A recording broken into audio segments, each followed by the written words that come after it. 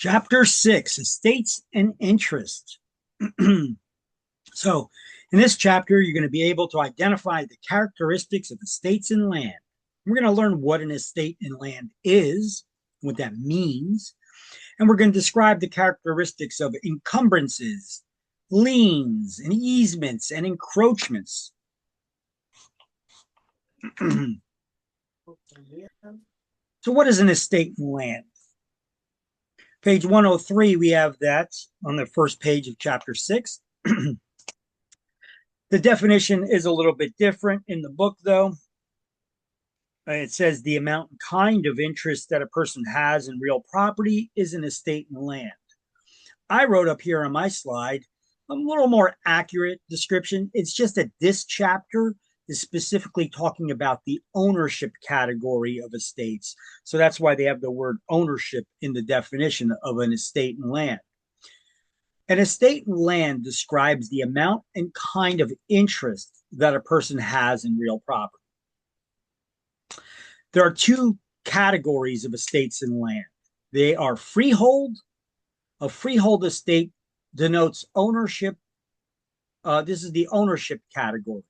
And there's three types of freehold estates, which we're going to go over in this chapter. And if it's not a freehold estate, it's a less than freehold, which is a leasehold. And the four types of leasehold estates we're going to go over in chapter 12. But in this chapter, I'll run down the names of them, what they're called, before we really get into all of this. Okay. So here's what you got in the book. So here's the highlights. So highlight that sentence, but cross out the word ownership to be a little more accurate.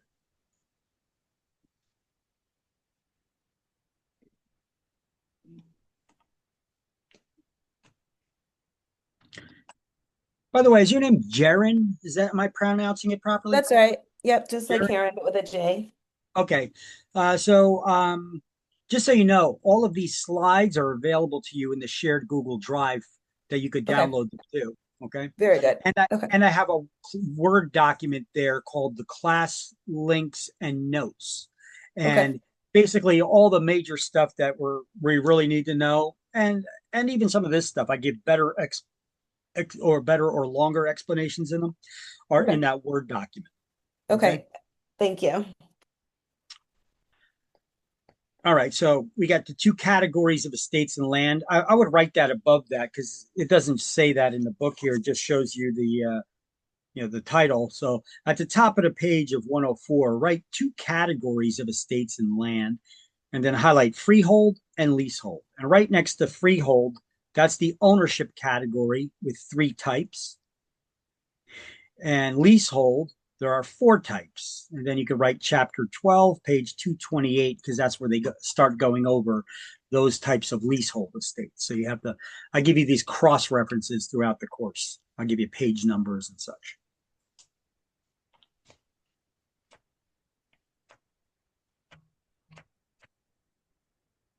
Mm-hmm.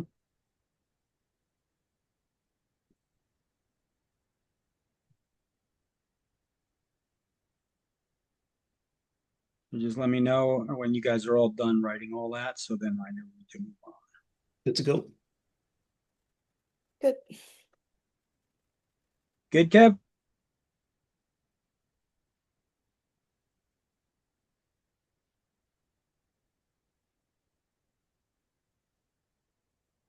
Okay, give him a minute more.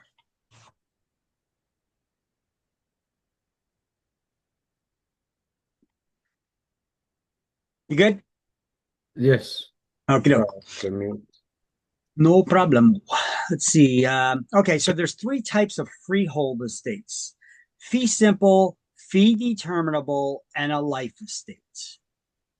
So in your book there, it's good to just highlight it first before you write the number three so it doesn't smudge. Um, Three freehold estates, and then we just highlight the one, two, three: fee simple, fee determinable, and life estate. So the first two types of these estates continue for an indefinite period of time and are inheritable by the owner. The third estate ends on the death of the person whose life it's based, but we'll get into that as we dive into the details. details. Before we do, I said we are going to go over those 4 types of leasehold estates. I'll ramble them down really quick. So I have a slide here just about leaseholds first. So, and in the book here, you got like one sentence that's highlightable right here on the page 104 as well. Here's the screenshot from it. Leaseholds involve tenants. Leases involve tenants. And a lease signifies the tenant's right to occupy an owner's property for a limited period of time as defined in the lease. Leases involve tenants who are the lessee, and the owner is known as the lessor. They're the one that gives the lease, right? So a lease is personal property that's an intangible or incorporeal asset. That's something you cannot touch or feel, like your rights, because the lease symbolizes your rights. And even though the lease is written on a piece of paper, you can't touch your rights. So it's not considered real property ownership either. It's personal property. So a lease describes the tenant's right to occupy someone else's property for a limited period of time as defined in the lease, as well as stating the terms, the length of time, what's being leased, and any limitations on the estate. All right, so there's 4 types of leasehold estates. An estate for years, which the name makes it sound like it has to be for a period of time that's over a length of years or more. That's a little bit deceptive. An estate for years is a leasehold estate for a specific period of time. It has a start date and an end date. You know when the lease term ends. It doesn't have to be for a period of years. It could be a month. It could be 3 months. It could be 6. It could be 12. It could be 24 months. You know when it starts, you know when it ends. That's its distinguishing characteristic. A periodic estate, also known as an estate from period to period, it also has a date in it, but it's not an expiration date. It's a renewal date. And if you do not let the landlord know that you're not going to renew, it's going to automatically renew for the same amount of time the original lease was for. If it was for 1 month, it'll renew for another month. If it was 3 months, it'll renew for 3 months. If it was for a year, it'll renew for another year. If it was for 5 years, it'll renew for another 5 years, and on and on. An estate at will is just like it sounds, at will. Either party can terminate the leasehold at any time, but they need to give 3 months notice. And tenancy at sufferance is when you had a tenant who had a valid lease, the lease expired, they did not move out, and they're not paying rent. So every month they stay behind, they cause the landlord to suffer. Thus, a tenancy at sufferance. But we'll get into that in chapter 12. Okay. I just wanted to briefly go over those leasehold estates right there for you. Okay, so now, little animation. So let's get into this. Let's just take these notes and do the highlights. And then on the next slide, I'll give all the explanations. We're going to start getting into each and every one of them where I could give an explanation of the different types of leasehold estates. Yeah. You see the ones I got in a weird font? That's writing. Instead of me putting my chicken scratch on screen where I handwrite it, I put it in a different font here, a Comic Sans font.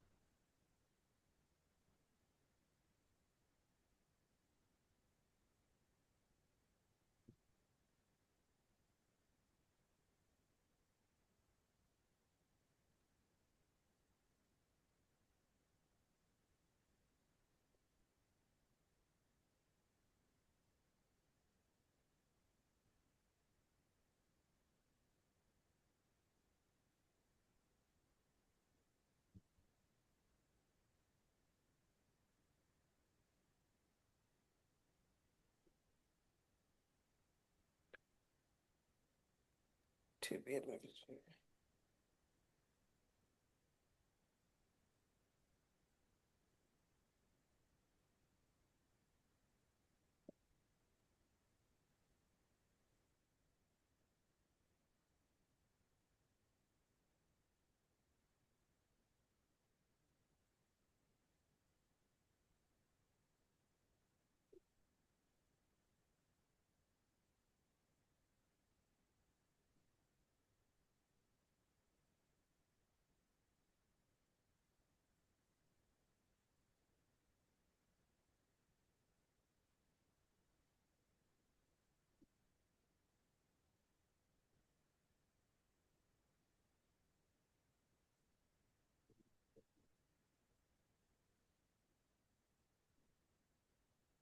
Okay.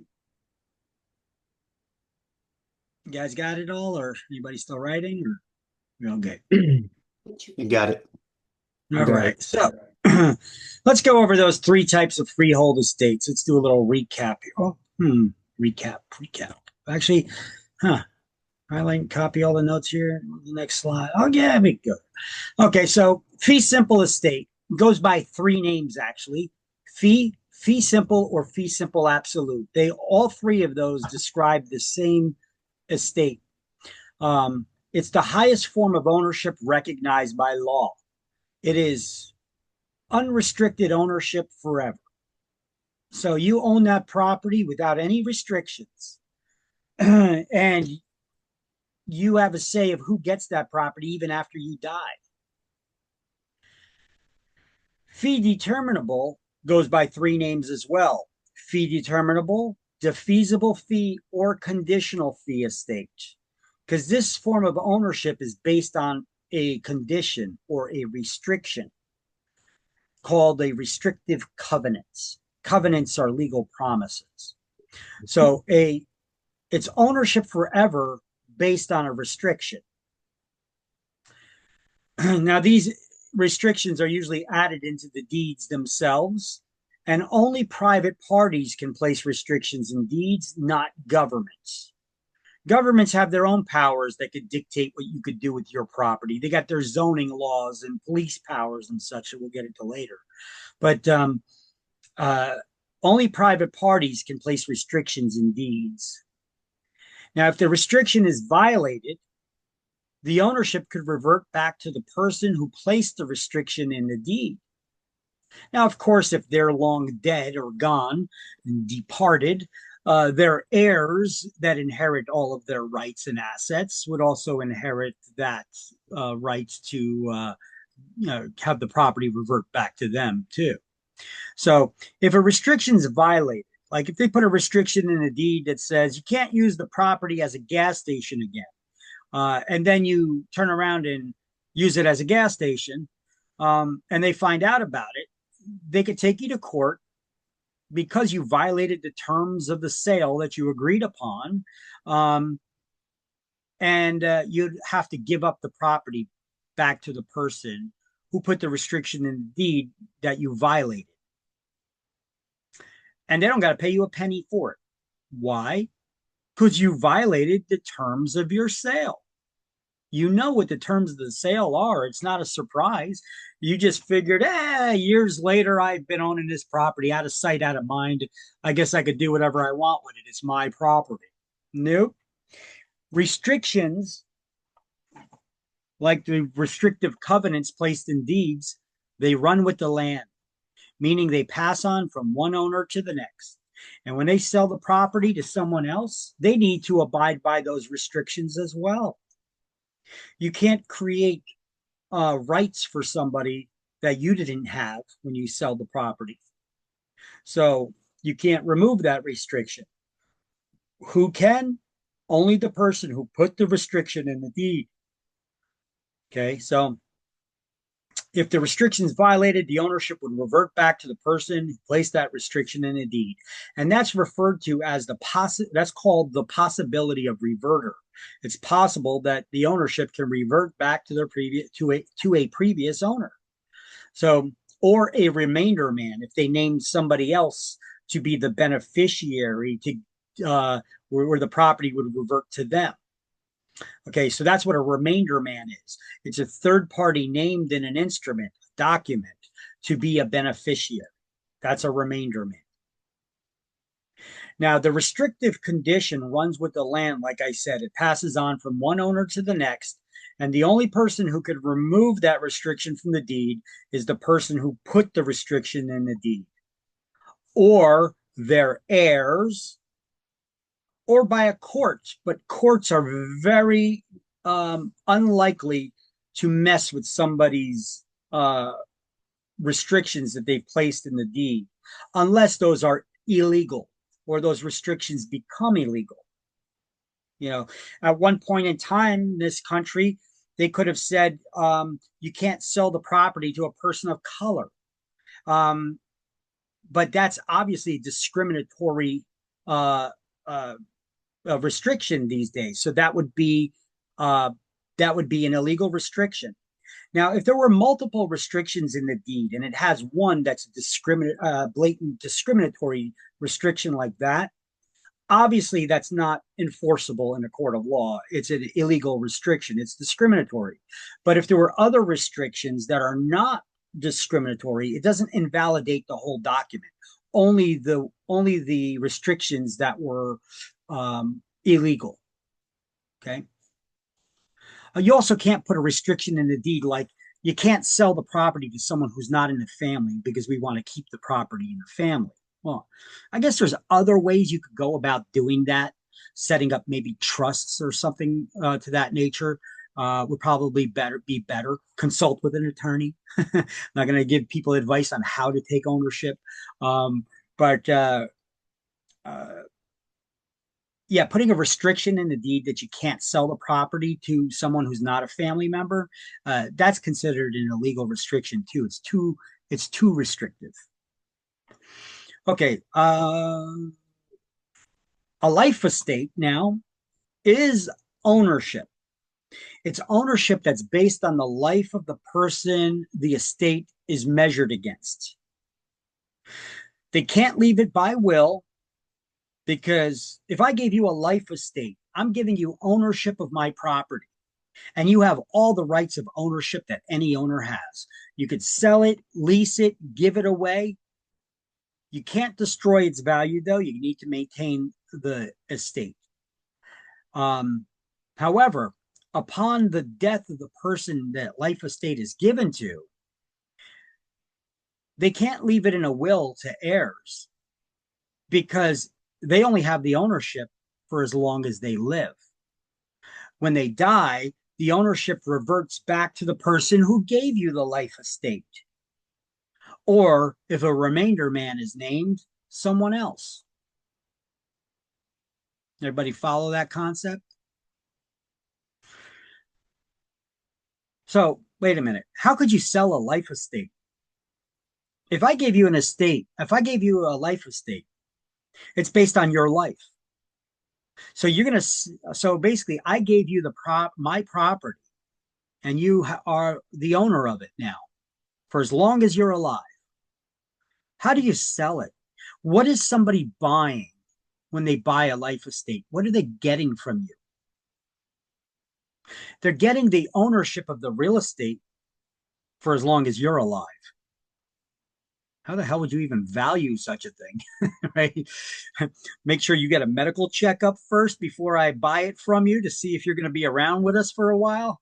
But then again, what am I going to do? Hire armed guards to follow you around so you don't get hit by a bus or something? I mean, because if you die, I lose my ownership. So obviously a life estate would be considerably less of value than, if you were to sell one. I wouldn't even know about how to go about buying one, why you would want to even.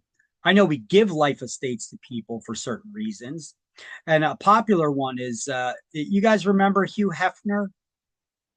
He was the owner of Playboy magazine. He led that Playboy lifestyle, had the Playboy mansion in Beverly Hills there.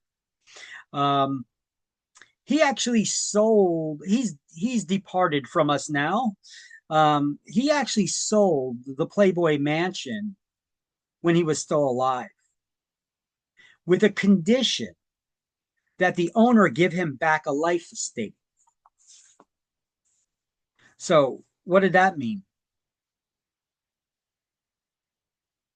I'm going to sell you the property as long as you give me back the ownership for as long as I'm alive.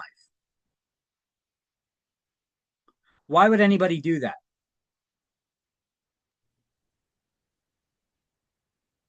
So that way they can do whatever they want in the property as long as they're Well, alive. hold on Like a for, second.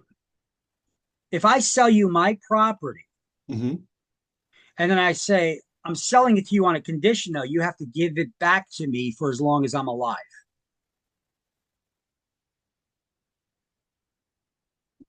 Well, you're getting money I from mean, it. Like if you're going bankrupt, like, hey, I'm gonna get some money out of this, Well, and I then know why I'm doing it. yeah. You're right. I know why I'm doing it, but why Oh, would but you why do would it? you do? Oh, Why would well, I you mean, buy it? maybe they were like, well, this guy's gonna die soon anyway, so I'm gonna get I'm gonna get it. Okay. Okay. Yeah. So Hugh Hefner was old. That's true. And and if actually, you think the property might, what's the word? Increase in Appreciate. value. Yeah, appreciate. sure, Yep, sure. over time, and even potentially be even more valuable after he's gone because he's a celebrity, and there's, probably some value that goes along with knowing that it was once the Playboy Mansion. And you got the first crack at it there. And perhaps, you know that he's not, it's, you don't think he's going to be living that long. So Mhm. you're not going to have to wait that long Right. to before you get it. I mean, Hugh Hefner, I think he was 89 years old when he sold the Playboy Mansion and got back a life estate. I think he lived only one more year and then he actually died after that. So the Mhm. guy didn't have to wait that long. He only had to wait a year. Um, but also, if you get a good price on it, maybe, Mhm. right? Interest rates might have been lower. Well, I don't think this guy was worried about interest rates. Probably not. Yeah. I Mansion. think he bought it for cash. I mean, this was a Beverly Hills mansion on 7 acres. Do you know Wow. who actually bought the Playboy Mansion? Who was it? It was some Greek guy that owns brands like food brands like Kraft and Pabst Blue Uh, Ribbon beer and all kinds of stuff like that. Money. The guy actually lived right next door. He owned the mansion next door. did he merge them? No, because there was also another condition that he can't tear down the Playboy Mansion, so he could build something in its place. So look at this. Look at this article from Realtor.com. Uh, Here's the Playboy Mansion. Look at that for sale with owner. That's pretty Wow. interesting. For sale with owner. You This gotta is gotta this take is their the own actual too. Yeah, this is the actual Playboy Mansion. It doesn't look bad in this picture, but actually, Is the owner the one sitting on the bench? oh Is yeah, no, he? Oh, ha ha ha. that looks like a woman over there on the Yeah. bench. Mhm. The agent. Yeah. But the Playboy Mansion was actually reported to be in decrepit condition, falling apart. I mean, he owned it since what, the 60s or something like that, and Mhm. constant parties. He had his little lap dogs that the Playboy bunnies reported that were not really trained, so they would pee and crap wherever. Ew. You know, Ew. the carpet was old, those rooms were all smoke filled and musty and from Ew. parties and, it was falling apart. It needed a major rehab.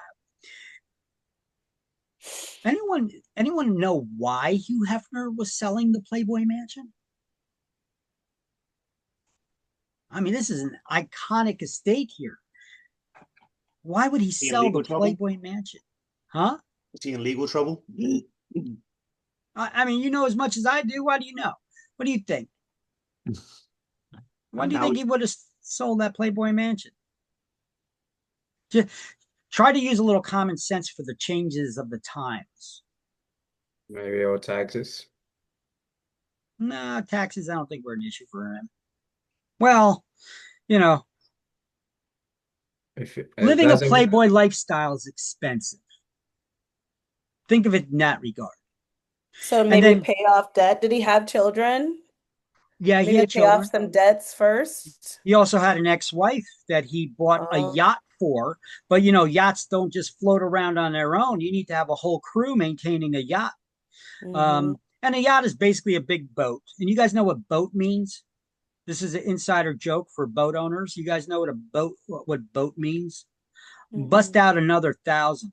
Because anytime something happens, it costs thousands of dollars to fix. So boat stands for bust out another 1,000. And a yacht, just multiply that. And so she's living out on a yacht, got a whole crew of people.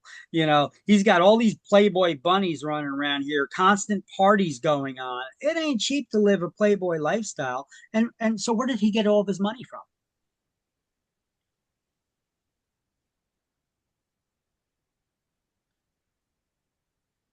The magazine. Hmm. Right. Hmm. How many people are buying nudie magazines today? None. I mean, you get the stuff for free online, right? So, although he ran this successful empire for years, and then they got Playboy TV and Playboy magazine and all that, the magazine sales have been slumping with the internet.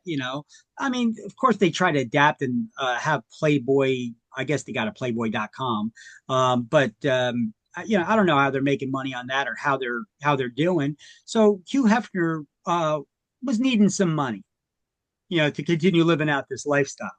Now, Hugh Hefner, he already retired years ago. He was still in the party lifestyle or to give up that image. I mean, he was 89 years old, acting like he's married to a 23-year-old Playboy bunny. These are my wives, and he had those three bunnies sitting on his lap, right? But really, come on, the guy's 89 years old. So the uh, his daughter, he put in charge of Playboy, and she was actually running it. And then she informed them that she ran it for years, very successfully still. And then she said, okay, she wants to go do something else. So Hugh Hefner was going to put his son, his very liberal, woke son, in charge of Playboy magazine. And he thought it would be his biggest trip for his first centerfold, that he was going to surprise all the readers and have the first transgender centerfold. What do you think? What do you think that did to magazine subscriptions? Those that were still subscribed to Playboy magazine. Do you think they're subscribing to Playboy magazine to see that? So the readership even fell even further, and he was hurting for money now. So he put the Playboy Mansion up for sale, and he was looking for upward, I think it was 100 or 200 million dollars for the property, but let me see. Oh, he asked it 29 rooms, 6 bedroom Beverly Hills mansion in decrepit condition. Its owner, Playboy Enterprises, hopes to sell it north of $200 million. Plus, the buyer will have to grapple with another huge catch. A buyer will have to grant the 89-year-old Hef a life estate, which means he could continue living there until death departs him from his beloved bachelor pad. Now, they only had to wait a year because he died at 90. But these are not uncommon things. A life estate has been around for since the beginning of time. So life estates go way back to the earliest roots of common law as they go on. I'm not going to read this whole article, but they estimated that it would sell between 80 and 90 million would be more realistic, and that's what it actually sold at. I think he sold it for about 90 to 100 million. With the he had to give a life estate back to Hugh, and the promise that he would not, destroy it, tear it down, and build something else because of its history and iconic status. So I don't know what the hell. Why do you need another mansion, two mansions, right next door to each other? I don't know why the guy did that, but anyway, it was running for years afterwards. He's been doing renovations on that mansion and spent, I think, about 100 million into it to try to fix it up. Um, at the time, the average U.S. male life expectancy was 84 years old, and Hugh Hefner was already way past that. He was at 89. So the odds were in his favor. And you guys can look it up. You can see a lot of different articles about it and how uh, how the estate got fixed up. Oh, I got it actually right here. What the Playboy Mansion looks like today. Here, let's take a look. And here shows you the young guy that bought it. His name is Darren Metropolis, whatever. So he purchased it for $100 million in 2016. The fruits of Metropolis labor are evident by the photos of the nearly 100-year-old estate. Okay. That's pretty beautiful. It looks like a castle, right? Look at all this.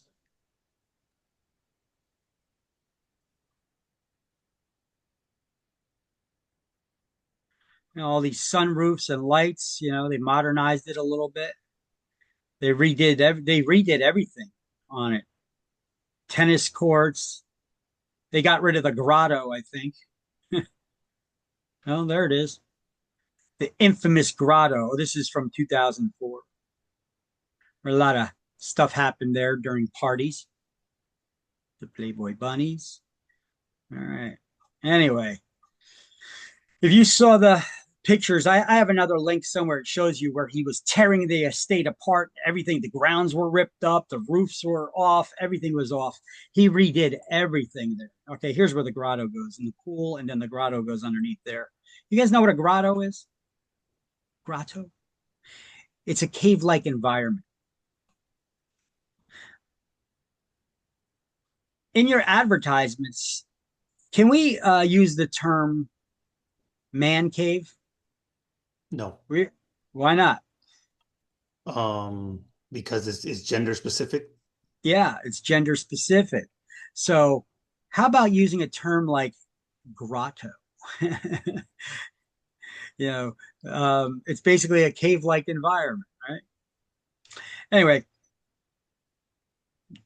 there's also another little twist to a life estate. A life estate was when you give ownership to someone. So it is ownership for as long, and it's based on the life of the person who the estate's measured against. There's also something called a life estate porotravie. Porotravie. No, it is not French. I've had people argue with me. That's French. It's French. It's French. I'm like, no, if it was French, it would be P-O-R. This is P-U-R. Yes, it's pronounced the same. It means the same thing, but this is Latin. All these terms that we're learning are Latin. The law is rooted in Latin, not in French. So, porotravie, you need to know this term as well. What is a life estate porotravie? It means it's not based on the life of the person it's given to, it's based on someone else's life. That's what a life estate porotravie is. It's not based on the life of the person it's given to, but based on someone else's life. I could give you a life estate based on my mother's life because you have some history in nursing, and I'm going to give you the ownership of my property as long as you take care of my mom here, and you have the ownership of this property. But I'm going to put a restriction there that you have a life estate based on my mom's life as long as you're living here with her and taking care of her. Because remember, if you give someone a life estate, it's still ownership. They could sell it, lease it, give it away, do whatever they want. So you should put those conditions in. But anyway, porotravie, for the life of another. So you guys want to get a screenshot, snap a picture of this? Be my guest.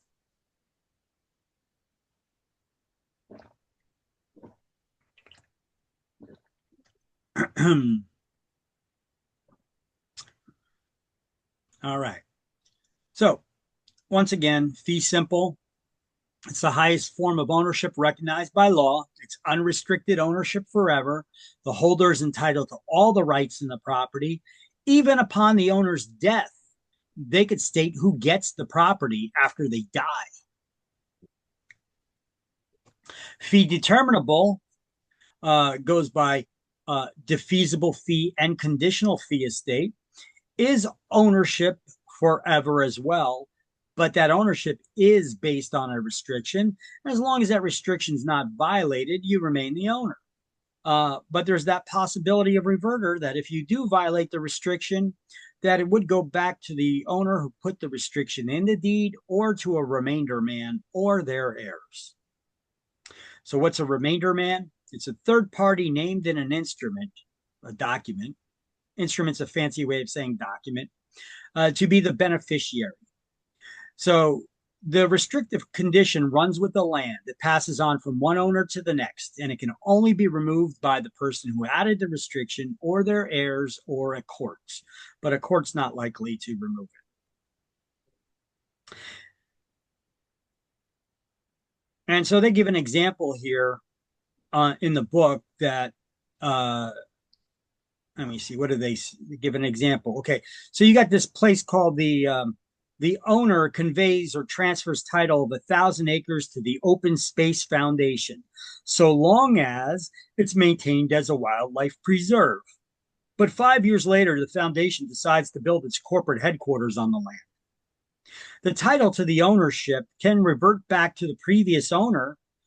This is called the possibility of reverter.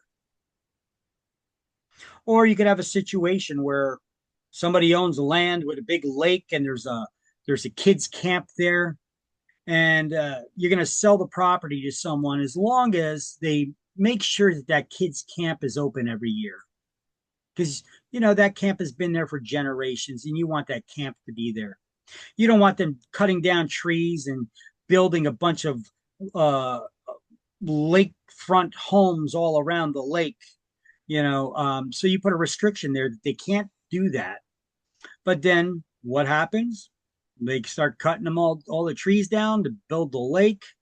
They build those lakeside homes, and then they find out about it. You could go back in there and take them to court and require them to turn the ownership back over to you.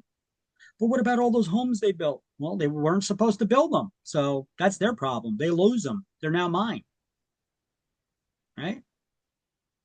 Just giving you multiple examples. Before I gave you the more common one, you more often see these restrictions not placed in residential properties. More so, you see them in commercial properties. All right, so the life estate is based on the life of the person whose the estate is measured against. A life estate per author is a life estate based on someone else's life, a third party's life. Now, once again, you do have true ownership if you have a life estate. You could sell the property, lease it, give it away, but the estate always ends on the person's life who it is measured against. So that's why you cannot leave it by will to your devisees or heirs.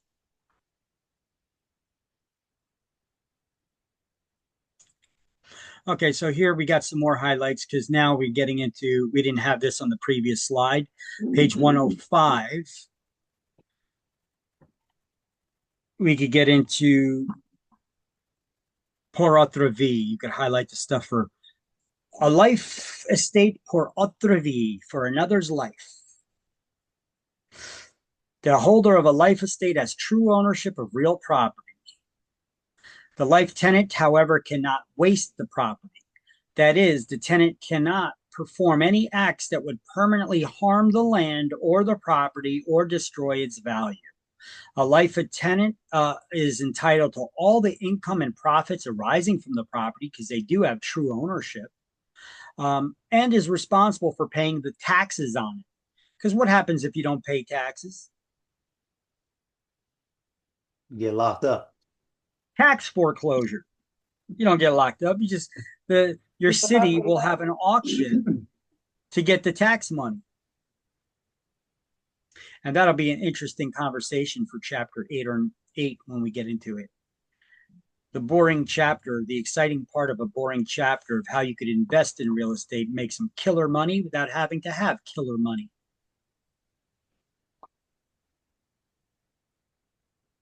So a life estate, a life interest may be sold, leased, mortgaged, or given away, but it always ends on the death of the person against whose life the estate is measured.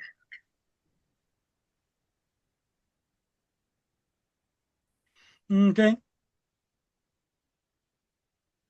Got it. So that's the way it works. The grantor gives the title. Title means ownership to a life tenant. Upon their death, it comes back to the grantor. Or if they're dead, it would go to their heirs or devisees or a remainder man if one was named, like in the second picture here. The grantor gives the title to the tenant, and the tenant dies, then it goes to a remainder man, heirs, or devisees.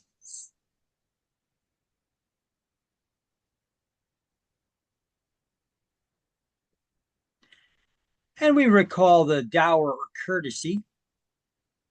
Dower and courtesy are ancient rights that a spouse has in their spouse's property.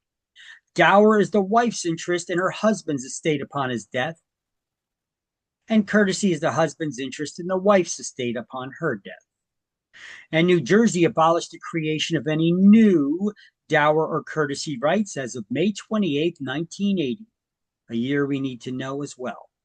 You need to know which one is the wife's right and which one's the husband's right, and what year they abolished the creation of any new dower courtesy rights. Okay. You know, I haven't had anybody ask me in a while, well, what about gay marriage? Well, gay marriage wasn't a thing back in the 80s. Actually, it wasn't until Governor Christie was about to leave office that he signed gay marriage into law in New Jersey. Yes, the Republican governor signed gay marriage into law in New Jersey. Okay, so instead, it gives both the husband and wife the joint possession of the property that's their main marital residence.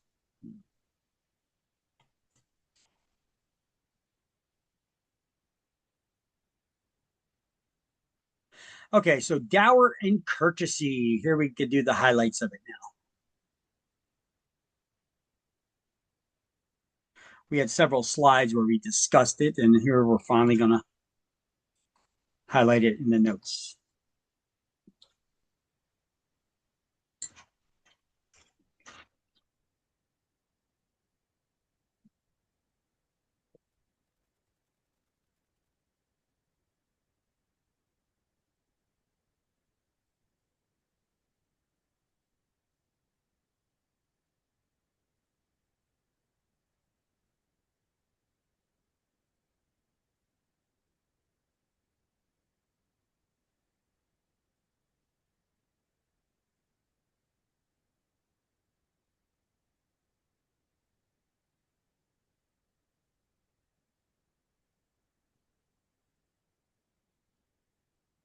Got it. Okay.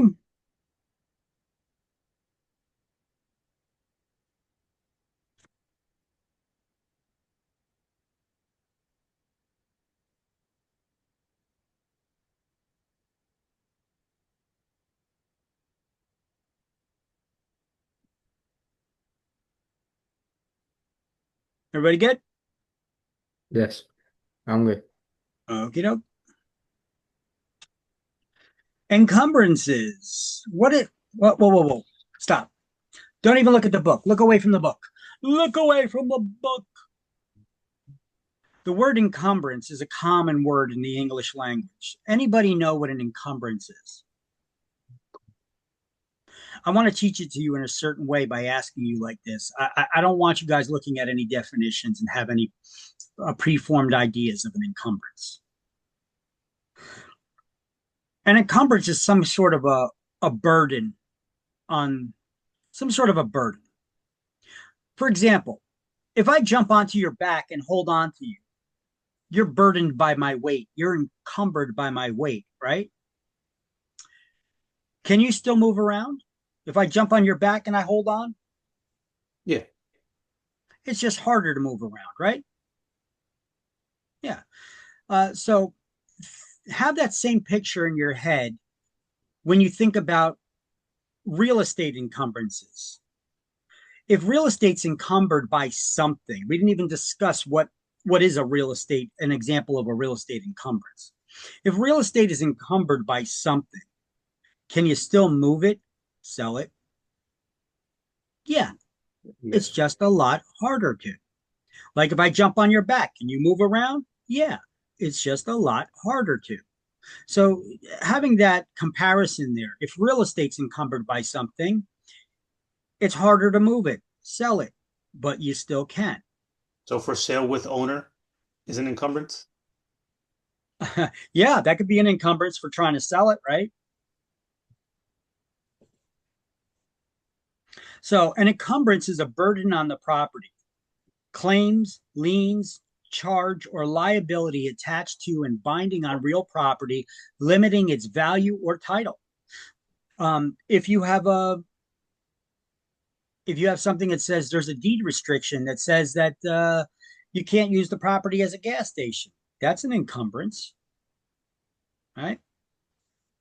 So encumbrances are some sort of a burden on the property. There are liens, which are financial claims. Liens are financial claims on property. And there's different types of liens: mortgage liens, tax liens, lawsuit judgments, or mechanics liens. A mechanics lien is basically you had a contractor do work on the house and you never paid them. The contractor could put a lien on the house. It's called a mechanics lien.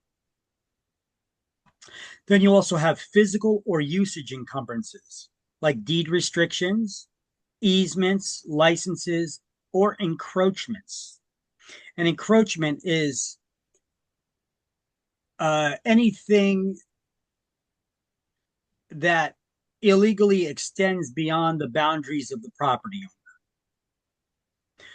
You know, like man-made things. You built a shed and it went over the property line, or you put a fence up and it's on the other neighbor's property line. What You about know, trees? trees are natural. Uh-huh. They're not encumbrances because it's not a man-made thing. But if you've got a Uh-huh. neighbor's tree that's going over on your property, Mm-hmm. just imagine where the property line is Mm-hmm. and picture an invisible fence that goes up as high as the tree. Uh-huh. If the branches are hanging over on your side, you can Mm-hmm. cut them. Okay. Without permission from the neighbor. Correct. But, obey all your local laws. You may need to get a permit to trim trees in some towns, so, Mm-hmm. most towns, if it's in your backyard, cut it down to whatever the hell you want. In a front yard, it's a different story. But always check with your municipality first before you do anything. Cool. So here's a little brain teaser for you. All liens are encumbrances, but not all encumbrances are liens. Well, that's true because a lien is a financial claim on property. So the best way, just like when they ask you questions on exams, they tend to be long-winded and they use all these new terms that we're learning. The best way to understand them is to translate them in your head as you're reading it. So let's take this brain teaser for example. All liens are encumbrances. What are they saying? What's a lien? It's a financial claim. So all financial claims are burdens on the property, but not all burdens on property are financial claims. Makes it easier to understand when we translate it as we're reading it, right? So I know these are a lot of new terms or even terms that we've heard before, but when you read them really quick, your mind may start spinning if you're not doing the translation thing in your head real quick. So doing that translation thing is a little trick that makes it easier to figure things out. So let's do the highlight here on that: encumbrances, liens, physical encumbrances, and that little brain teaser that they gave you there at the bottom. That's on page 106.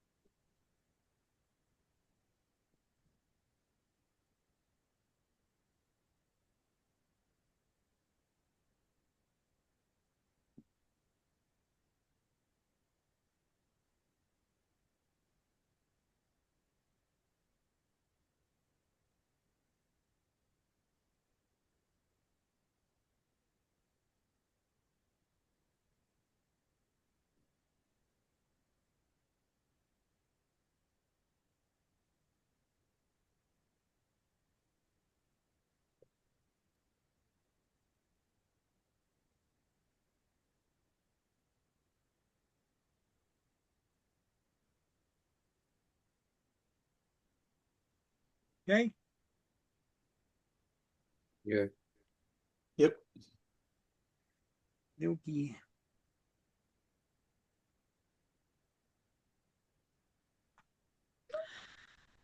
So liens, a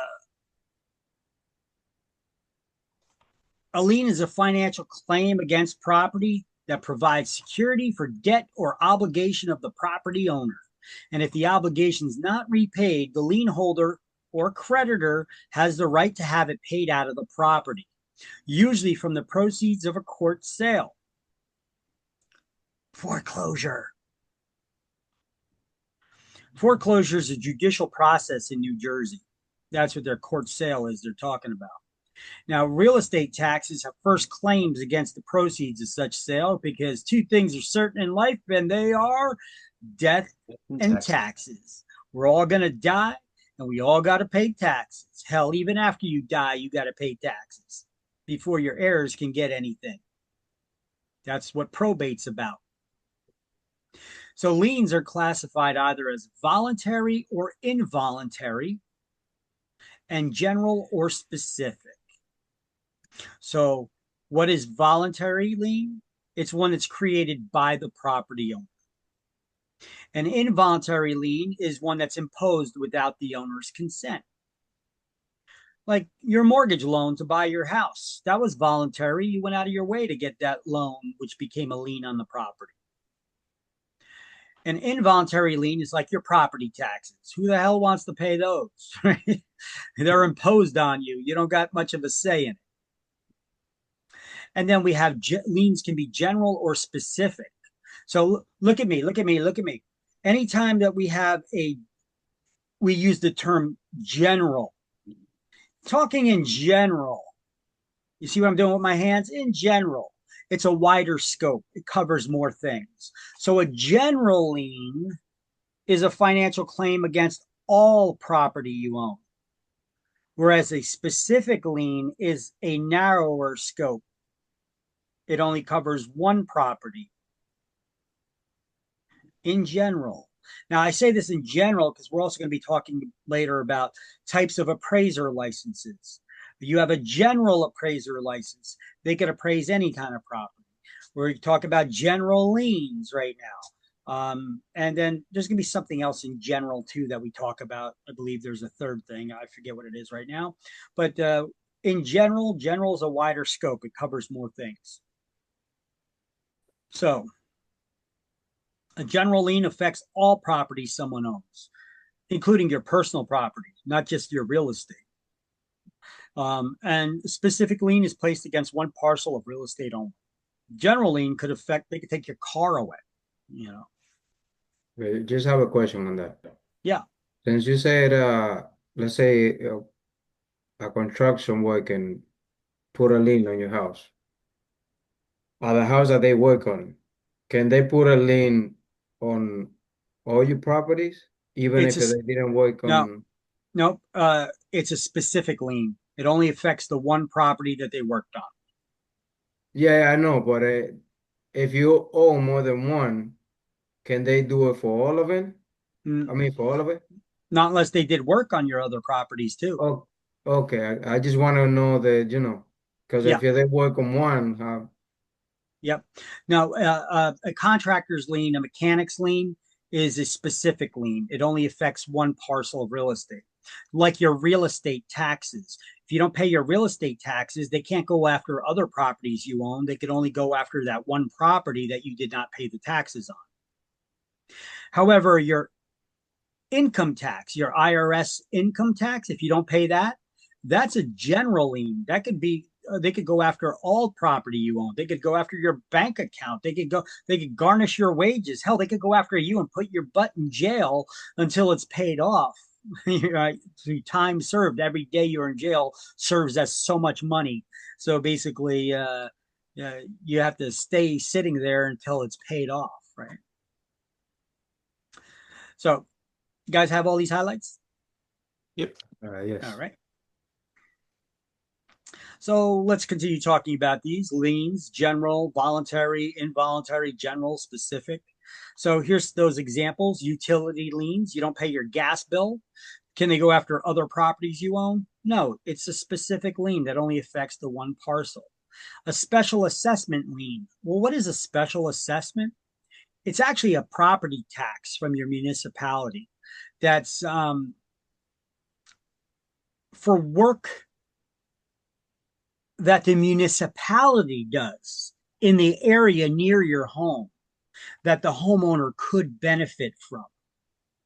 They're going to create a special tax, a special assessment that only the property owners that live in that immediate vicinity will have to pay taxes on to fund that improvement. Not everybody in town is going to pay that tax, just the property owners in the immediate area. You know, condominium complexes have the same ability. Wait a minute. Yeah. You had a question? So, like, what if we don't agree? What if we don't agree with whatever this improvement is? So I, as the homeowner, have to pay for it. Who asked That's me, do your I want it? that's your problem. You know where that comes from? Voting. Where? Voting. You I'm all don't over like that it. ish. Yeah, you don't well, hold on a second. And we You have a neighborhood block association too. That's crazy. Unless we well, want it. you But got a okay. city council, don't you? Did Absolutely. you vote for your council members? I advocated for her and I'm texting one right now, actually. Well, well then, So well, yeah. well then, if you, they're actually the ones that spend all your money. The Okay. mayor just signs off on it. Okay. So if they got a plan, they want to have fairs in town. They want to have uh, they want to change the sidewalks, rip them up, and put like cobblestone along the edges, and put in the Uh-huh. old world street lamp looks to Uh-huh. beautify the neighborhood. Uh-huh. Um, that's not covered in the general tax for your Got it. property. They may issue you a special assessment because that's only going on in your neighborhood, in your neck of your woods. So Wow. only the homeowners that are going to benefit from that in their area are going to be billed for it. Now you may be like, well, what if I don't want it? I don't want that shit. Why do I got to pay for it? Right? Yeah. Go to your city council meetings. Now, if your city council is not responsive and they act like they're the gods and you have no say in anything, because a lot of them act like that, Mhm. uh, vote them out next time. Don't vote for them just because they're the same party that you've always voted for. Vote Yeah. for people who are going to work in your benefit. Oh yeah. Okay. It's insane how much people love to bitch and complain about stuff, but then they keep voting the same idiots back into the office. You know, if your party doesn't get another candidate, then maybe this election I'm going to vote for someone else. You know, that's but that's the thing though with politics. It's kind of like football teams and baseball teams and basketball teams. You know, you got your team you root for, so even when they're playing like crap, hey, I still got to root for my team. You know what? If you do that with politics, you're an idiot because it affects your wallet, it affects your family, it affects the way you live. You can't just keep voting for the same people who keep screwing you over. If you do it, then you deserve what you got, right? I'm not attacking anybody here, by the way. I'm just saying this is the way that most people, vote, and you should vote the uh, how things affect you, and you should not vote again by party because those political parties don't give a crap about you. You got to look at the individual politicians. Are they actually going to do what they're saying they're going to do, or are they just telling you what you want to hear so they get elected and then they do whatever the hell they want, right? So those city council members, yeah, it's not the mayor. That's like people blaming the president for a lot of things. It's not the president. Who holds the purse strings? Congress, right? So Congress is the one that's spending our money on all kinds of nonsense, right? The president just signs off on it. They're the final signatory on these things to get the bills passed. So people are often going after and attacking the wrong person. You got people like Pelosi that have been in Congress for 70 years or whatever the heck she's been in there for, right? Yeah, that's how politics works. These lifetime politicians, those are the ones you need to get out. All right, so general liens, they affect all property you own. Some examples of general liens are judgments, estates and inheritance tax, deceased person's debts, corporate franchise taxes, and internal revenue taxes from the IRS. It affects all the person's property, not just the real estate, but also the personal property they own. Whereas the specific liens only affect that one parcel, like the utility liens or the special assessment tax or the ad valorem tax. Ad valorem is Latin. It means according to value. That's the general property tax that everybody pays. It's based on the value of the property and the tax rates politicians set up.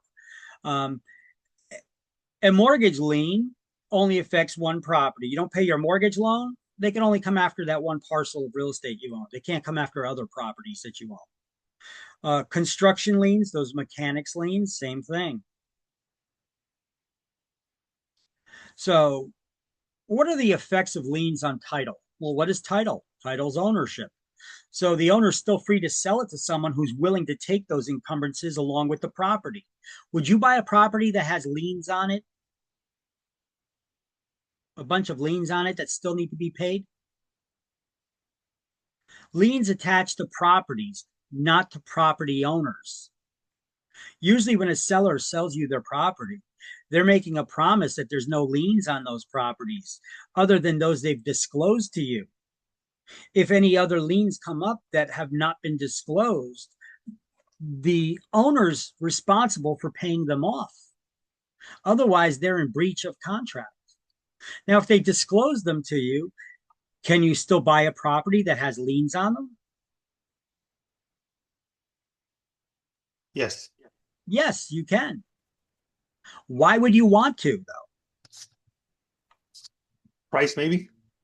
All right. What's the one metric which I told you I judge all things by in my personal life as well as my business life? What's that phrase I told you that I always use as the metric to measure everything to make my decisions? What does it do for me? What do I gain from it? Is the juice worth Is the the juice worth the squeeze? squeeze? So is the juice worth the squeeze on this? So is buying this real estate with liens on it worth the squeeze? Well, I don't know. Are they giving me a good enough price on it that it's enough savings that will cover paying off those liens? Mhm. Or do I have knowledge about something on that property that makes it more valuable than the current owner is aware of? So the juice is worth the squeeze for me to buy it because I know that that's going to be a property that a builder is going to want because he bought all the properties around that one piece, except for that piece of property now that can get my hands on. Or maybe that property has a gold mine on it. Nobody knows about it but me. Juice is worth the squeeze now, right? I know there's oil on that property, that black gold. Right? So is the juice worth the squeeze is a good metric to measure things by. All right. So encumbrances, liens, and other kinds, they run with the land. That means they're still binding even after the sale, except property taxes and special assessments. They do not survive foreclosures. All liens, except for property taxes and special assessments, do not survive foreclosure. Property taxes and special assessments, those are taxes too. And we know two things certain in life, death and taxes. So they always need to be paid, even in the event of foreclosure. Liens attached to the properties, not to the property owners. So if an owner had liens placed on the property because of some bills they didn't pay, well, it's up to them to pay it. That's why people put liens on properties. What's the purpose of putting a lien? To try to get that property as collateral. That, most people will do a title search of the public record to see if there's any liens or encumbrances on the property. Because we don't want to buy a property that has these liens on it. We want to make sure the seller pays them off first. If you don't do that title search to discover if there's any liens on the property, that's your problem. But if you're getting a mortgage loan, lenders are not going to lend you the money unless you did a title search. They want to make sure that there's no other liens attached to the property, or somebody else can jump ahead of the lender in the lien repayment order. So in the event of foreclosure, it could possibly wipe out the lender's position of recouping their money, because that property serves as collateral for the loan that they're giving you. Make sense? Yep. So, although in most cases the next owner is not personally liable for that debt secured by the lien, the property you purchased is. So, if you want to keep that property, you better pay off the lien. Otherwise, they're going to foreclose on the property, not you. They're going to it's not personal against you. It's against the property that was put up as collateral for that lien. And foreclosure is the legal process of taking that property and being able to sell it, but it's got to go through the court system. In New Jersey, foreclosure is a judicial process. So here, I got a little write-up here about foreclosure for you that I wrote up. This is not in the book written so straightforward like I did here, but taxes get paid off first in the event of a foreclosure sale. If any money is left over, liens get paid back in the order in which they're recorded until there's no money left. In some cases, if a property owner is in danger of foreclosure, were to sell the property, which had a lot of equity, they could pay off all their debts and still walk away with a nice profit and keep their credit in good standing. However, a lot of times when people fall on financial hardships, they put their head in the sand and hope the problem goes away and we'll address it later at some point. And, they get all flustered. But that's not the right way to do things. If somebody's having financial issues and in danger of getting foreclosed on because they're not making their mortgage payments, let's just say you paid off the majority of your house. You paid off 95% of your mortgage loan. And now you stop making mortgage payments. Could you still lose that house? Yes. Yeah. So it's not smart just to ignore it, but yet most people do. And some people get foreclosed on and lose their house. So it could be sold at auction to pay off 5% of the value of the home. Yeah, it doesn't make sense, right? But it happens. But if they reached out to us first, they could have gotten loans or something. I don't know. Maybe they couldn't. I don't know. But if we got involved, we could help them get a lot more money out of that sale than through foreclosure, and it wouldn't destroy their credit. So if you're falling behind on your mortgage payments and you got a lot of equity in your property, we could sell your property at the highest price possible before it gets to the stage of foreclosure. And you could have walked away with a heftier sum, because what is foreclosure? They sell a property at auction. Why do people go buy properties at auction? Cheap. Yep. To get a good deal, to get stuff cheap. So the lender gets paid back whatever they're owed. They could care less how much they're selling it for or how much profit they're making, because the lender, when they foreclose on your property and they sell it, they only get back the money that they were owed still. The rest of it goes back to the property owner as their profit. But if they sold it at auction, the lender can care less if they get top dollar for it or not. So if you were actually to take a proactive stance and try to list it with a real estate agent and sell it at a higher price, you would get a lot more money for it. You see? So we could step in and help these people. And I've done this for people before. It says, however, sometimes people fall on hard times. They let the problems sort themselves out. Foreclosure happens. And if there are enough proceeds to pay off all the debts, then the homeowner will still get remaining money back. If they sold it themselves, they'd receive more than an auction sale. Now, you said, Jonathan, that what if there's not enough to pay off? Yeah. Okay, well, that's happened. You get people who don't have a lot of equity. in the property. Maybe property values dropped like they had when we had the mortgage meltdowns of 2006, 7, 8, whatever. Property values dropped, they cut in half. Well, we did short sales. Okay. A short sale is basically we take a property owner's property, we put it up on the market for sale at whatever the current values are of the homes, which may be half of what you owe on the house. See, homeowners, they wouldn't reach out to us because they think, well, I can't sell the property because it's not worth what I owe on it. So they don't even want to deal with us. No, I guess my Okay. question was more based on the Well, foreclosure. Because we spoke about short sales before, so I'm good with that. But yeah, if it goes into foreclosure, because you said that the lender would get their money first, right? Whatever's owed. So let's just say yeah. it wasn't only 5%. Let's just say it was 50, 60%, and it went into foreclosure and the market value dropped, right? They owe, let's just say 250 for argument's sake, but it's only selling for 200.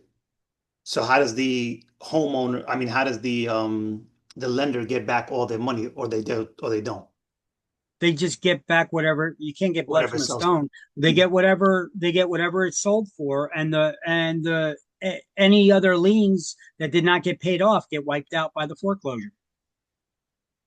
Makes sense. The lenders can try to get a judgment against the property owner for not paying them back all the money, but it's unsecured debt.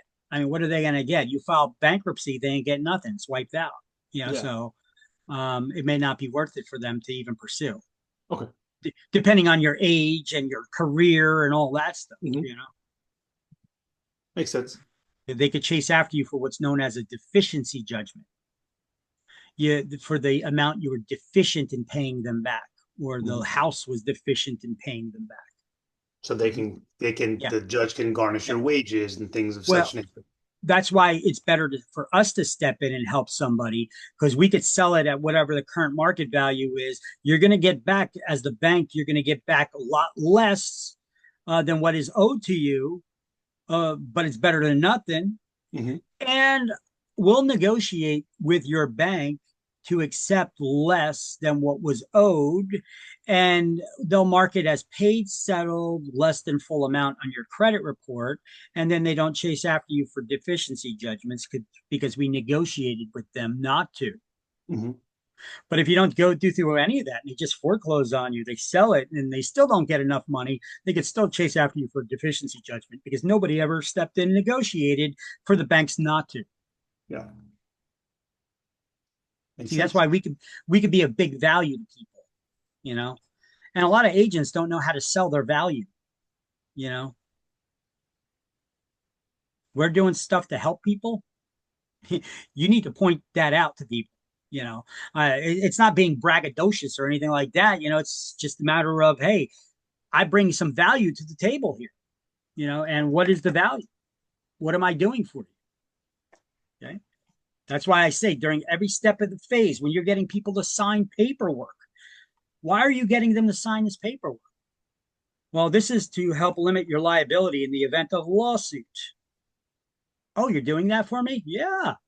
But if you just stick papers in front of their face, sign here, fill that out. My realtor just had me sign a bunch of paperwork. I don't know. They shoved a bunch of paperwork in my face. And they don't appreciate anything you did.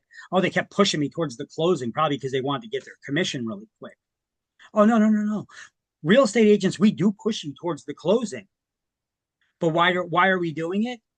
So that you meet the deadlines for your rate lock. Because you want to keep that locked in interest rate on the loan that you were promised by the lender. There's a time frame that's attached to that. And if you miss that time frame, you lose the rate lock. And the only way for you to keep it is to purchase an extension. Purchase an extension on the rate lock. So we as real estate agents, we do push people along, but it's not for our commission. That's the impression they get if you did not educate them. I told you, to be a better agent, you need to educate the public at every step of the way. Why am I filling out this form? Why am I filling out that form? Why am I doing this or that? Why are you pushing me? because I'm trying to help you lock in your interest rate. If you're not worried about the interest rate, sure, take our time. I don't care. But I do care. I want to help you. I don't want you to lose more money. If you don't care about that money, why don't you just pay me more commission?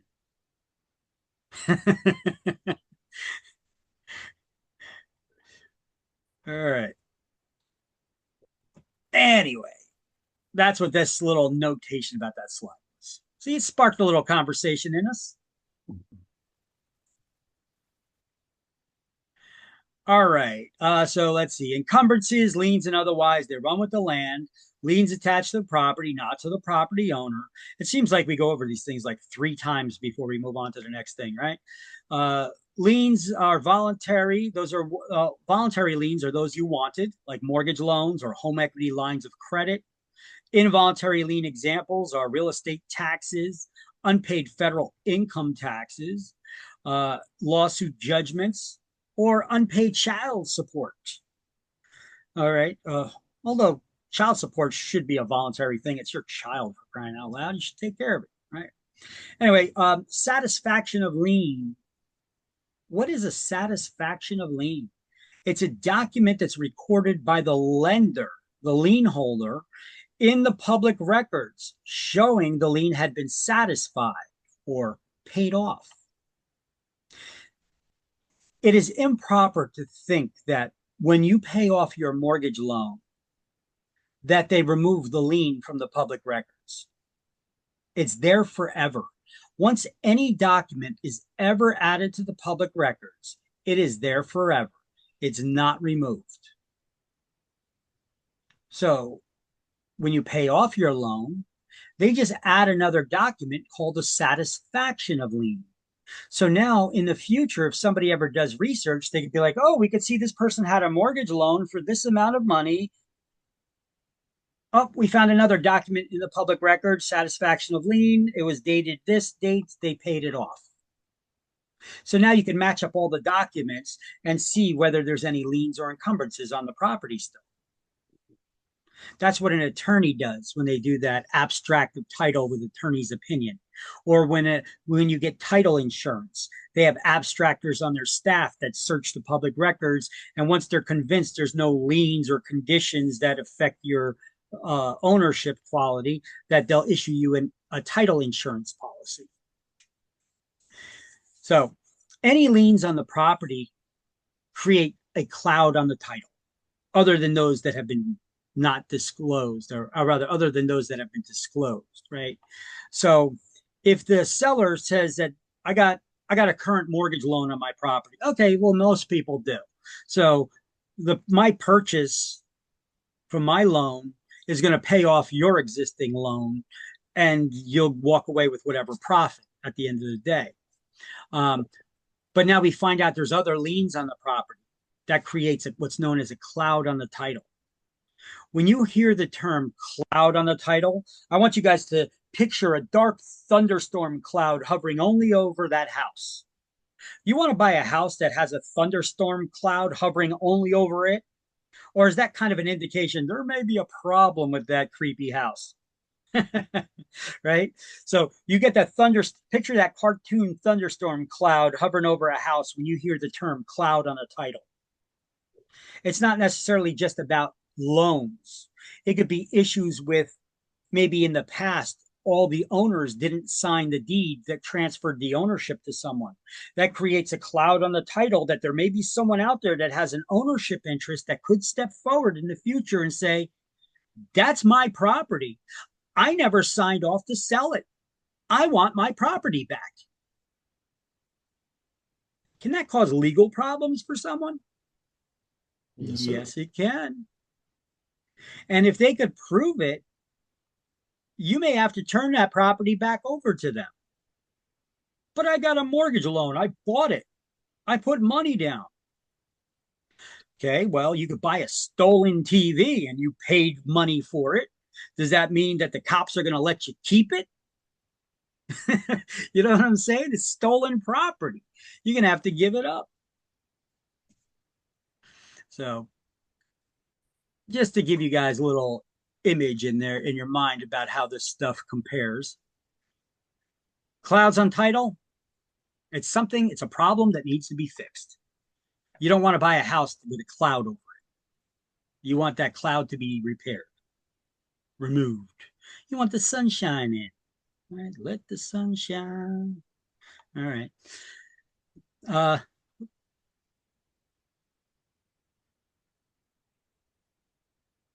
You able to get a snap a picture of it? Are you running an Apple or a PC? I have a Mac, an Okay. Apple. I know Jonathan gave me a note on this, how to get a screenshot on your Mac. I Command 4, What is it? F4, right? Shift Command 4. Shift Command 4 will give you a screenshot and save Got it. it. Yep. Okay. Thank you. And you won't have all those wavy lines in the pictures that you take from the refresh rate of the screen. Yeah, Thank you. you're welcome. Okay. And if you have a Windows computer, you could just look up the snippet tool, go to the search bar and type in SN, pull up the snippet tool or type snippet and pull up a snippet tool where you could get screenshots as well. All right. We already went over this one in chapter 20 about the different ways of involuntary alienation, how property can be taken by escheat, eminent domain, foreclosure, or adverse possession. Now, what determines in the event there's a foreclosure and there's a bunch of lien holders? Jonathan, you didn't bring this up before. You just said, what if there's a loan outstanding on a property and the sale doesn't bring in enough money to pay back the loan? Well, what if it brings back a decent amount of money? However, there's multiple outstanding liens on the property. Who gets paid back first? The bank. How do you know? Because I'm Because you're making it up. Yeah, I know. So what I would say, because they have the first, because that was the first lien that's on the house. So I would assume that it's in order. Okay, hold on a second. You're talking my good friend Benny Hill's language right here. You guys know who Benny Hill is? No. He's an old comedian. You know, he had this little skit. Actually, I got it on one of these slides coming up in one of these chapters here. Benny Hill had this skit about the word assume. You know what happens when you assume? You make an ass out of you and me. Yeah. There you go. So don't assume anything. You know, I mean, the lender should be in the first lien position. Okay, before they give you the loan. That's why they want a title search done to make sure there's no outstanding liens on the property. Because who gets paid back in the event of foreclosure first? Well, it goes according to its priority. But what sets the priority? The date that the liens are recorded in the public record, with the exception of two items. Taxes, they always jump even ahead of a first lien, and a mechanics lien. It's retro. It doesn't matter when the contractor records the lien in the public records. It's retroactive back to the date that the materials were delivered or the work began, whichever happened first. So those two liens are unique in that. Oh, and this slide talks about that too. Not even looking at the slide. I'm just talking to you guys. All right. So sorry about that. So let's highlight those things right here. Priority of liens determines the order in which the debts will be paid off in the event of foreclosure. Real estate taxes and special assessments for improvements, those are the taxes, take priority over all other liens, which is determined by the date of recording in the public records in the county where the land is located.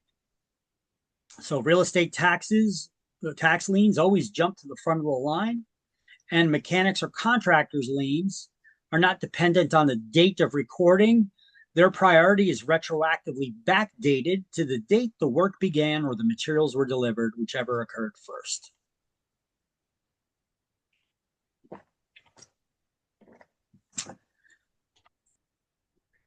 So liens and other encumbrances run with the land. meaning they pass on from one owner to the next as the ownership transfers. And the priority of liens establishes the order in which those debts are paid. Oh, so if there's a lien on the house, right, and it goes into foreclosure, and I buy that from foreclosure, I'm taking on the liens that were on that house, or they get wiped immediately, no? Don't go to auctions if you don't know what you're doing, is my point. Yes, because do your research first, because there may be outstanding liens on a property at a foreclosure sale. You go to a sheriff's sale, do your research first, get a title search done. I know somebody who goes and does those sheriff's sale auctions all the time. They buy properties at auction, fix them up, and sell them. He told me that he does title searches and then buys the title insurance if he wins the property at auction. But he does the title search before he ever bids on a property to find out if there are any liens on it. Wouldn't you want to know before you buy? Yeah, of course. So how's an auction any different? Right? You want to make sure that you may be willing to buy property that has some liens on it, but as long as you're aware of what they are and how much they are, and this way you could do the calculations in your head to see if the juice is worth the squeeze. Right? So tax liens take priority over all other liens. Otherwise, they're repaid according to the date they're recorded in a public record, with the exception of mechanics liens, which are, once again, the priority is retroactively backdated to the date the work began or the materials were delivered, whichever happened first. Then we have mortgage liens. Then we have junior liens. Those could be other second mortgage loans or home improvement loans. Judgments from a court. Judgment is a decree from a court saying that you owe someone else money. And once you got that piece of paper in hand, you do research, you find out someone owns a piece of real estate, you could turn that judgment into a lien. You could go down to the county hall of records and record it as a lien against property, any property that they own. And now, if you do that, am I notified somehow that there's a lien, or is that something that now I have no knowledge of? Well, you know that the court awarded me a judgment against you, that you owe me money, right? Correct. Yeah, but I'm just saying the lien. Okay, the so lien your question, aspect. I'm not sure. I guess it would depend on that. The record keepers there, if they notify people every time a lien is recorded in a public record. I would assume not. You would have to go search the public records to find out if there's any. I'm going to sell. I want to sell my house. Now all of a sudden, they're like, "Oh yeah, you have a lien against you from It happens. from Victor Kaminsky." Like, It what? happens. I paid him the $375 for the class. All right. Well, show me the money. Show me your receipt. Now, I can't put a lien on your property for taking a real estate class, but contractors can put a lien on your property. Yeah, I know. But you get it. Yeah, it happens all the time. Wow. And that kind of works. That's the whole purpose of liens, right? You owe me money, but you're not paying me. You know you owe me money, but you're not paying me. So I put a lien on your property. So now you go try to sell your house. Buyer does a title search and they're like, "Whoa, there's liens on this property. You need to pay those liens off first." And then you're like, "What? I got a lien on my property? I can't sell it until That's the whole purpose of the lien, to make sure that the debt gets repaid by putting it against your property. So now you're going to need to address it one way or another. You're going to need to address it. You're either going to have to pay that off or prove that it was paid off, or it's going to need to be addressed. Can it come out of the through post? the sale? Oh, sorry. I apologize. Yep. No worries. I was actually asking that exact same question. Oh, okay. It would, yeah, if the owner's okay with it. but that lien would need to be released before we give you the proceeds. So whoever the closing agent is, they'd have to make sure that stuff gets done in the right order.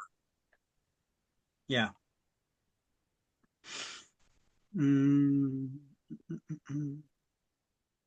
Yeah, see, it's one thing to have a lien. I'm sorry, it's one thing to have a judgment against somebody from a court, right? It's another thing to be able to collect money from them.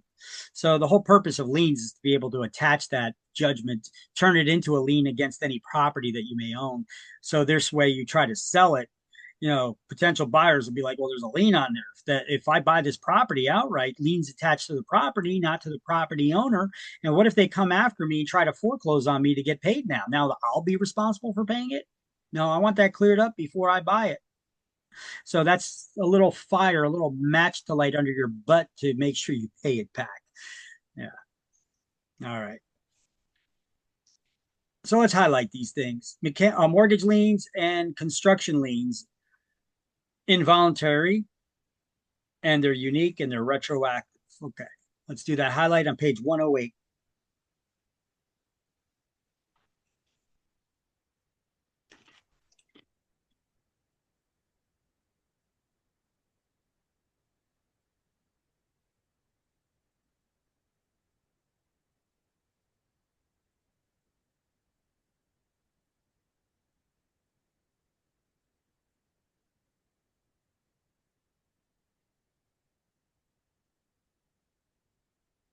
Now here's maybe a silly question. So construction lien, right?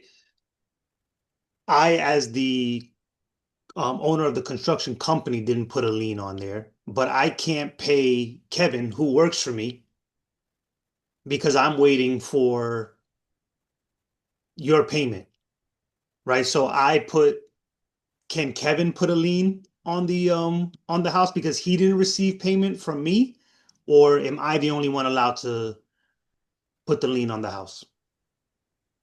Well, you're the contractor that was hired to do the job, right? Correct. Yeah, it's you're responsible for putting that lien on the property, and then you hired Kevin. He's a worker for your company. You need to pay him, otherwise, he reports you to the Department of Labor and sues you for not paying him. He puts a lien on my There company. you go. I was gonna say that, like, me after work, I'm gonna put a lien on your house then. Yeah, put a lien on your house. Yeah. All right. List pendens. Oh, okay. That's a term you need to know and add to your definition list there. A lis pendens is a public notice of possible future legal action against the property, that legal action being foreclosure. So usually when somebody falls behind in their mortgage payments, if you fall behind one or two payments, the lender records a lis pendens in the public records. A lis pendens, it's not a lien. It's a notice of possible future legal action. That legal action being foreclosure. So if you do a title search in the public records and you see that somebody is possibly going to file a foreclosure action against this property, would you want to buy it, or do you want to make sure it gets paid off first? Paid off first. Yeah. Huh. So would it be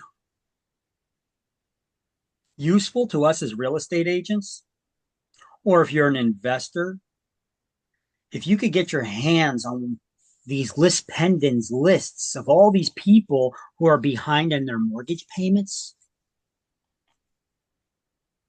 Yes, of course. Yeah, those are all possible short sales. Right? They're behind in their mortgage payments. Well, not just short sales. It could be a pre-foreclosure sale. Short sale indicates you owe more in the house than it's worth, but so they could be short sales or they could be pre-foreclosure sales. These are possible listings for us. You know, if somebody's not able to make their mortgage payments, we reach out to them. So instead of getting their property sold at auction for less money, that we could help sell their property. But now, if you get a list of all these people, what are you going to do? Knock on their door? Well, only if you want to get punched in the face, by some aggressive person who's like, "How the hell you know about my finances? Why are you knocking on my door? Get the hell off my property!" Right? You're gonna get some hostile people. I don't recommend you take that course. That's not the best way to get somebody to want to work with you. Neither is giving them a random call out of the blue. Could you imagine getting a call on your phone out of blue at your home, where somebody calls you up and says, "According to my records, you're behind on your mortgage payments." Who the F is this? How the hell do you know about my records and my payments?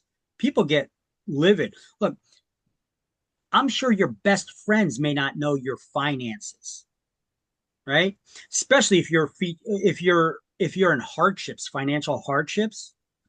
A lot of people, they don't share that even with their best friends. They try to, keep that private.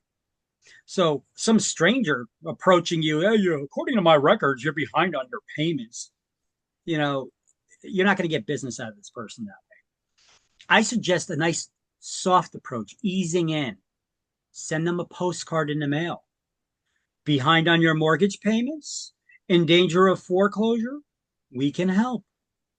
You're direct. Now, I see a lot of real estate agents who get married to real estate lingo. They start learning the lingo of the business and they use it amongst each other. And now they start putting that in their advertisements. You see these postcards that go out with this house floating upside down in water. And it says, "Is your house underwater?" And you're looking at this picture of a house floating in water. What is this, for flood insurance? Or is this a plumber reaching out to me? What is this? They're using industry lingo that most people don't understand. Your house being underwater is a lingo that basically means you're behind on your mortgage payments or your finances, right? Don't use that kind of terminology. Be direct with the public with your advertising. Keep it simple, stupid. Keep that advertising direct. Behind on your mortgage payments, we can help. Yeah, you can list your property with us. We can help you avoid foreclosure and getting your property sold, and you getting a lot less money than were you not to sell it through me. All right. So here's a couple resources that I put together, and a slide I put together with a little bit better definition on a lis pendens too. So this is a better definition to study too. A lis pendens is a public notice of possible future legal action, foreclosure, that's pending and may potentially affect title to a specific parcel of real estate. It creates a cloud on the title. It gives notice to all interested parties, including prospective purchasers, that someone has an interest in the property.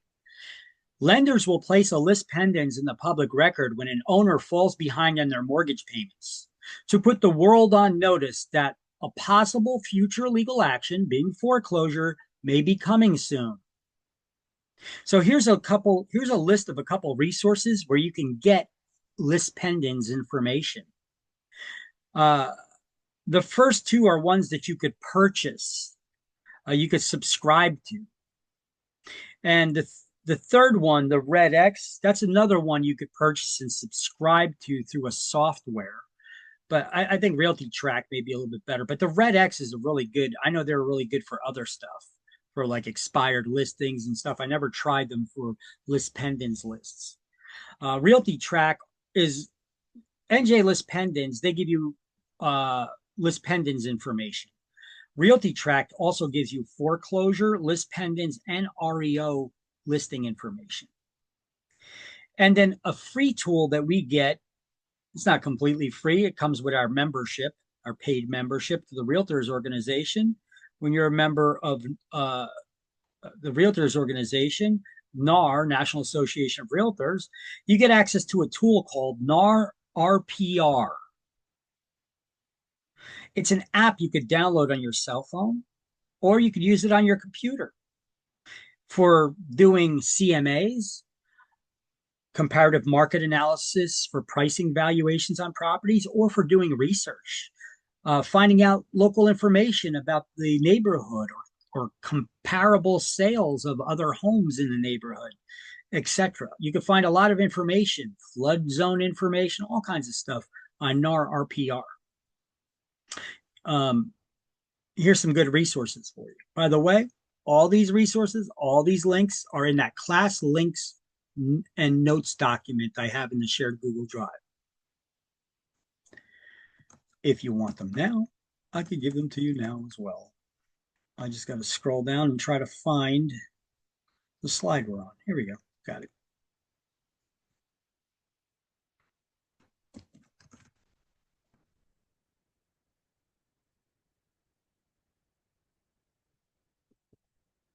There you go.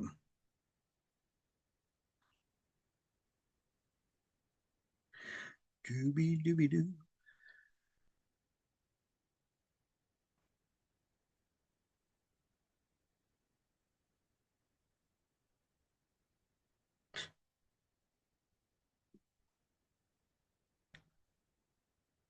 All right. All right. An easement. What is an easement? An easement is a right.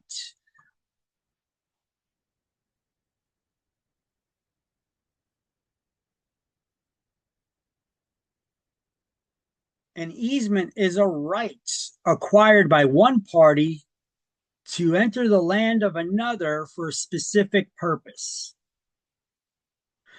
Once it's been established that you have rights, nobody can take your rights from you. You could give them up, but nobody can take them from you. You have the right to remain silent. Should you choose to give up that right, right? But you have a right to remain. All right. So rights can be rights cannot be revoked. However, a license can. So a right is acquired by one party to use the land of another for a particular purpose is an easement. And easements can be categorized either as appurtenant or in gross. An easement in gross is a utility easement for public utilities, like telephone poles and power lines and, your cable TV, your sewer pipes and water lines and gas mains and stuff like that. Now, and so all other easements fall into the category of being appurtenant. So what is an easement appurtenant? For an easement appurtenant to exist, there must be two adjacent tracts of land owned by different parties. What is an adjacent parcel or tract? It's your neighbor's property that's touching you, not the person across the street, but the neighboring land that's touching yours. So for an easement appurtenant to exist, there must be two adjacent tracts of land owned by different parties. The tract over which the easement runs is known as the servient estate, kind of like the servant, the servient. And the tract that is to benefit from the easement is known as the dominant estate. So if you're the servient estate, you're the owner of the land who has to act like a servant and allow someone else to use your property. You're serving up your property on a platter for them to use. But you don't have a choice. You have to. The dominant estate is the one that's benefiting from this easement. They're the one that is allowed to cross over someone else's property for their benefit.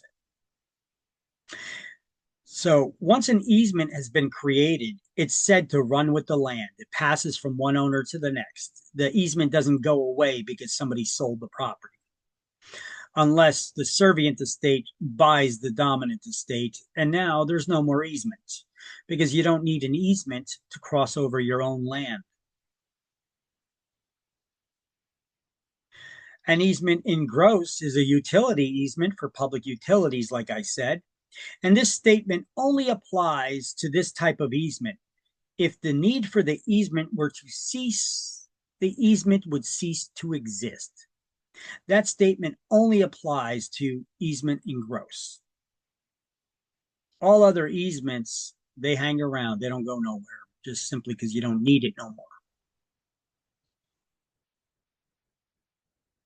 Everybody got the highlights? Good. So an easement is either appurtenant or in gross. An easement right Easement is a right acquired by one party to use the land of another for a specific purpose. Now we're about to go over all these types of easements. Easement appurtenance, easement by necessity, easement by prescription, easement in gross. We're going to learn about party walls, how to create an easement, and how to terminate one. So on this one slide, I got two different things talking about easements and licenses because the definitions are very similar, except for one word. An easement is a right, whereas license is permission. And just like your driver's license, it can be revoked at any time. It's a privilege, right? For example, hi neighbor, how you doing? Feel free to come over to my house and you could use my pool anytime, even if I'm not at home. I just granted you a license to enter my land for a specific purpose, to use the pool. Now we get into an argument. I don't want you on my damn property no more. I just revoked your license. It's as simple as that. It doesn't even need to be in writing. Okay. Easements, however, they're usually in writing. When somebody gets a right to use your land, that passes on from one owner to the next. So they're usually written into the deed themselves, or you could find it on a survey. And you cannot take it away once you grant somebody rights. Okay. So there we go to highlight that now. We highlighted already the easement and we put their rights and can't be revoked. Next, the licenses, right? Licenses can be revoked. And highlight, but also underline the word permission. And under easements, you underline the word right, because that's the difference. A license is permission to enter the land of another for a specific purpose, whereas an easement is a right to enter the land of another for a specific purpose.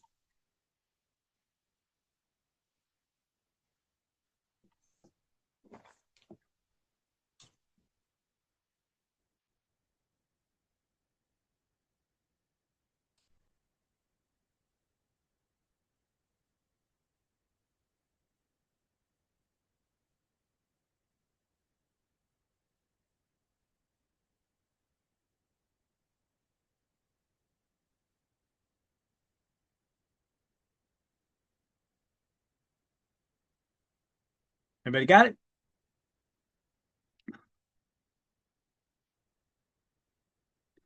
Okay, so easements are right acquired by one party to use the land of another for a particular purpose. And easements run with the land, meaning it passes on to the next owner with the change of ownership. A party could also have an easement right in the air above the land or subsurface easement rights to what's beneath it or in it, like mineral rights. The holder of an easement only has rights, not an estate or ownership interest in the land over which the easement exists. Easements fall into two categories. Like I said before, they could be appurtenant or in gross. In gross is utility for public utilities. Appurtenant is where all others fall into that category. So an easement appurtenant, we got this picture here, lot owner B on the left, lot owner A on the right. An easement grants the rights to the owner of the adjacent parcel of land owned by different parties. The easement runs with the land. It passes from one owner to the next. And it has a dominant estate and a servient estate. The servient estate is the owner of the land. The dominant estate is the one that benefits from the easement, and they are the only one that can terminate it or give up the easement right. Servient estate is the landowner whose property is being used. And in this picture here, you could see lot owner B on the left has an easement appurtenant to cross onto lot owner A's property to use the lake. Who's the dominant and who's the servient estate?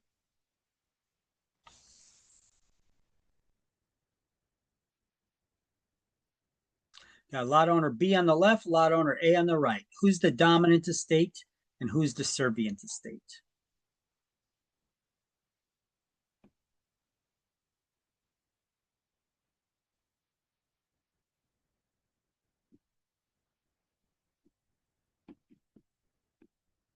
Remember, the dominant estate is the one who benefits from an easement. A is the servient, B is the dominant. Yep. Yes. A is the servient estate whose property is being crossed over to be used for the lake.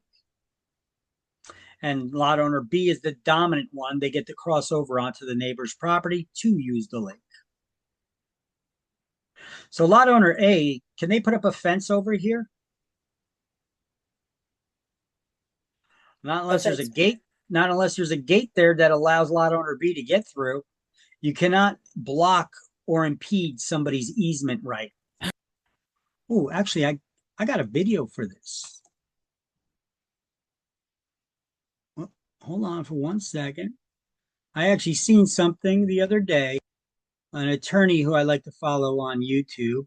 She's from the Carolinas or somewhere, but she's got a great explanations of stuff. And I actually had it open on screen. Shoot. I think I lost it the other day. Well, actually, no, I did not. 1 second, I put it in my notes. I'll pull up that link.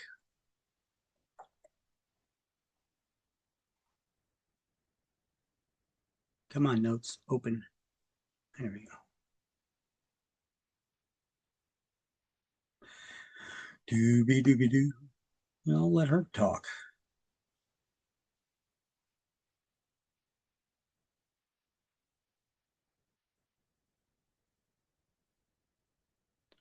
If my notes will ever open. Come on, respond.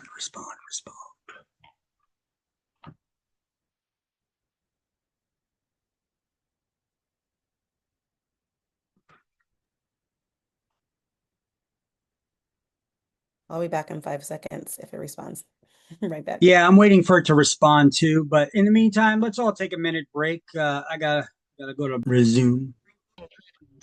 Okay, so here is that video from the attorney that's talking about what easements are. And go. Property owners think having an easement means giving up ownership of their land, but here's what's really happening. You're only sharing specific rights, not ownership itself. I'm Tiffany Weber, real estate attorney in North Carolina at Thomas & Weber. I've done thousands of closings in the Lake Norman area, and I'm here to tell you exactly what you need to know about easements. In this video, I'm going to break down exactly how easements work, what rights you're actually giving up, and what you can and cannot do on your property when easements are involved. If you're buying or selling property in North Carolina, this video is for you. And if you want more information on real estate law and transactions, hit the subscribe button. Now let's dive in. Section 1, what an easement actually is. The number one misconception I hear about easements is that people think they're giving away ownership of their property. Here's the legal definition straight from law school. An easement is a non-possessory right to use the land of another. The key words here are right to use. Nowhere in that definition does it say ownership. Think of property ownership like a bundle of sticks. Each stick represents a different right. The right to build, the right to exclude others, the right to sell. When you grant an easement, you're only giving away 1 or 2 sticks from that bundle, not the whole thing. So for you, this means when someone has an easement on your property, you still own the land. You're just sharing specific usage rights. Section 2, the most common easements you'll see. Let me break down the easements you'll actually encounter when buying property. First, utility easements. These are usually located across the front and sides of your property. Duke Energy, cable companies, water companies, they need access to their lines and equipment. Here's what most people don't realize. If you see a utility easement on your plat, that company can park their trucks there, dig there, and maintain their equipment there. You can't block them, and yes, they can mess up your lawn if necessary. However, usually the easement language requires they fix anything they mess up. Second, right-of-way easements. These are for roads, driveways, or pathways. In lake communities, I see these all the time for community access to the water. You might have neighbors walking through your lot to get to the lake, and that's perfectly legal if there's a right-of-way easement. Third, drainage easements. These handle stormwater runoff. I actually owned a home with a drainage easement across the back, and it prevented flooding. It was actually beneficial. Section 3, what you can and cannot do. This is where people get confused about their rights. What you cannot do in an easement area: build permanent structures, plant trees that would obstruct access, block or prevent the easement holder from using the area, put up fences that interfere with the easement purpose. I have a family member who gets upset when the utility company works on his lawn. I tell him, wait a minute, they have an easement there, they can work there. You cannot stop them. After all, you do want utilities at your house, right? What you can do: use the area for purposes that don't interfere with the easement. Maintain landscaping that doesn't obstruct. In many cases, park vehicles temporarily if it doesn't block access. The key is this: your use cannot interfere with the easement holder's rights. Section 4, easements that aren't on your plat. Now here's where it gets interesting. Not all easements show up on your plat. Prescriptive easements happen when someone uses your property openly and continuously for years without your objection. Think of a neighbor who's been using your driveway for 20 years. They might have earned a legal right to continue. Easements by necessity occur when property gets divided and access becomes necessary. I had a case that went to the North Carolina Court of Appeals where my clients had an easement 5 different ways: by grant, by prescription, by necessity, by implication, and by estoppel. Here's what you need to know. These easements can be declared by a court and then added to future plats or to the public record. Even if your current plat looks clean, there could be easement issues lurking. Section 5, protecting yourself as a buyer. The bottom line is this: review your plat before you make an offer, not at closing. Look specifically for utility easements and where they're located, right-of-way easements that might affect your privacy, drainage easements that could impact your landscaping plans, any easements that reference deed books for more details. If any easement is a deal breaker for you, find out before you put down non-refundable money. In my practice, I see buyers get surprised at closing because they never looked at their plat and they didn't get a survey. Don't be that person. Let's recap what we covered. Easements are usage rights, not ownership transfers. Most common types of easements are utility, right-of-way, and drainage easements. You can't block easement holders, but you still own the land. Some easements don't appear on plats until they're legally established. The bottom line is, if you understand what easements actually are and review your plat or survey carefully, you can avoid surprises and make informed decisions about your property purchase. If you found this helpful and you want more information on real estate law and Okay, she's actually pretty good with the video series that she has about these easements and other kinds of legal issues. Even though she's from North Carolina or whatever, she has some kind of a blog here, the real estate lawyer, she calls herself. She actually got a lot of really good, useful videos. All right, look at that. We were watching that video about the attorneys. I'm not about to play it again. About the different about easements and how easements are. What was it about? So let me take a look really quick. We were looking at this slide here, or this video on YouTube, where they talk about easements, the different types of easements. Utility, drainage, septic easements, prescription easements, although they didn't get into it too deep. The role of easements in land development in HOA communities, and easements, misconceptions about easements, okay? Which this wasn't really the main one I wanted to see anyway. However, I'm looking here to the right and I see that she has another video here about prescriptive easements. I am not sure if it's the one that I'm talking about. So I don't know if I want to actually go over this, because she looks like she's just dictating it and talking about it herself here. But this is talking about how easements are created and removed. Let me see. Home buying tips for estate plan. No, okay.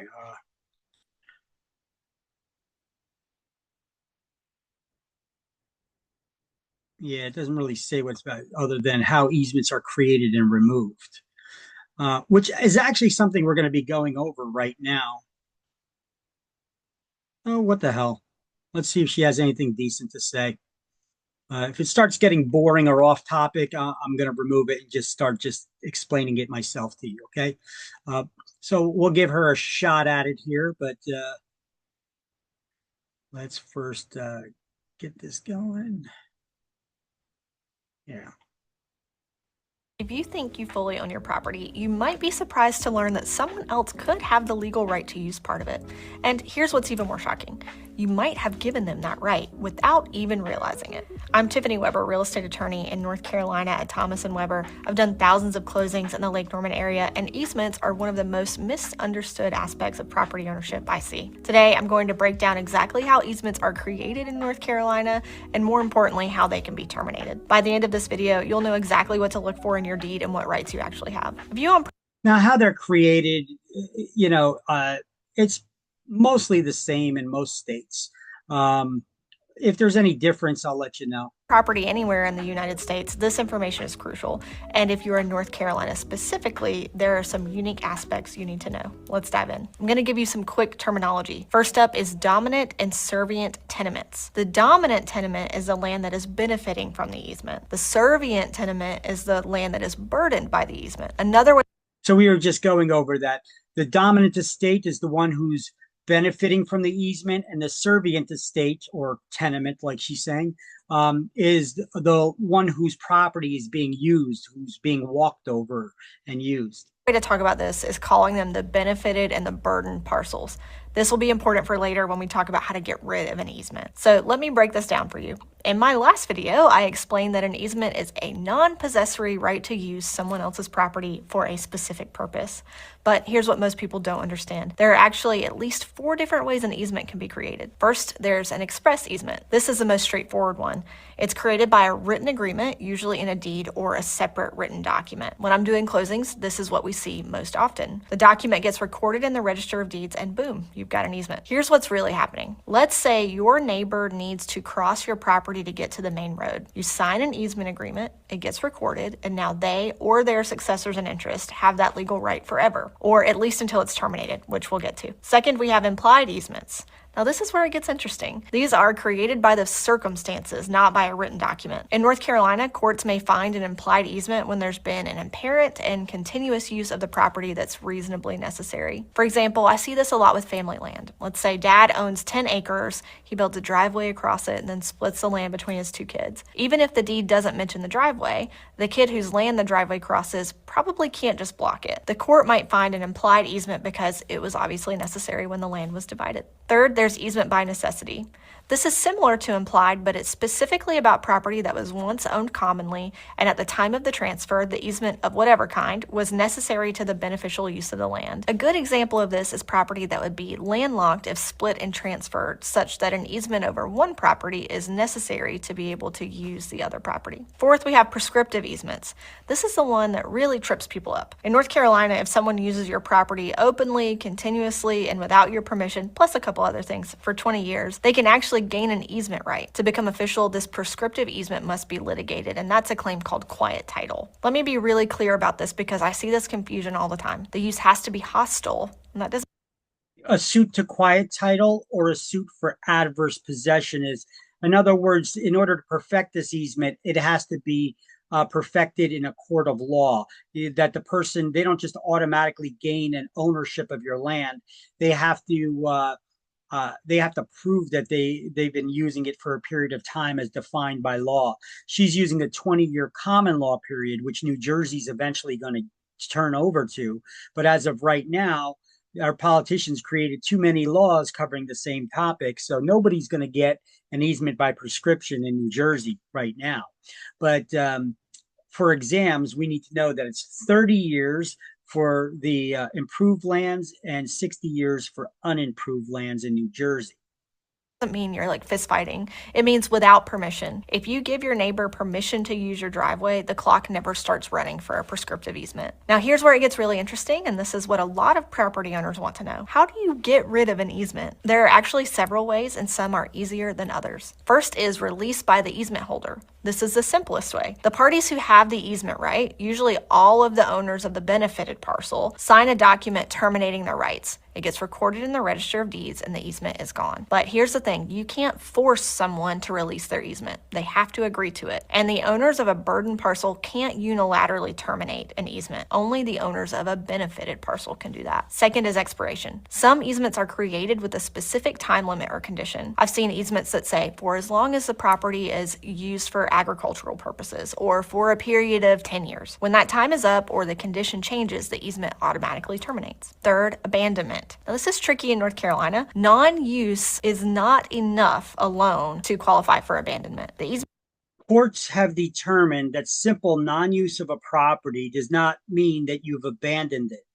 I usually give an example. My dad had a piece of property in Pennsylvania, and he hadn't been there in years. but he was always talking about living here in New Jersey. He was always talking about one day he's going to go back to his house in Pennsylvania. He's going to go back to that property, build a house on the land. And, he wants to live in Pennsylvania where he grew up with his brothers and sisters and his parents. He was always talking about it. Now, until the day he died, he never actually went back there, but he was always talking about going back. So courts have ruled that simple non-use does not constitute abandonment of the property, which is what she's getting at here. Easement holder has to show a clear intent to abandon the easement. I've seen cases where an easement wasn't used for 20 years, but because there was no clear intent to abandon it, it was still valid. Here's what you need to understand.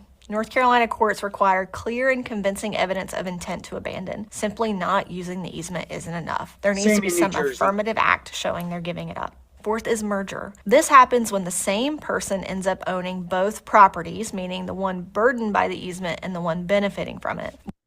You don't need an easement right to cross over your own property, in other words.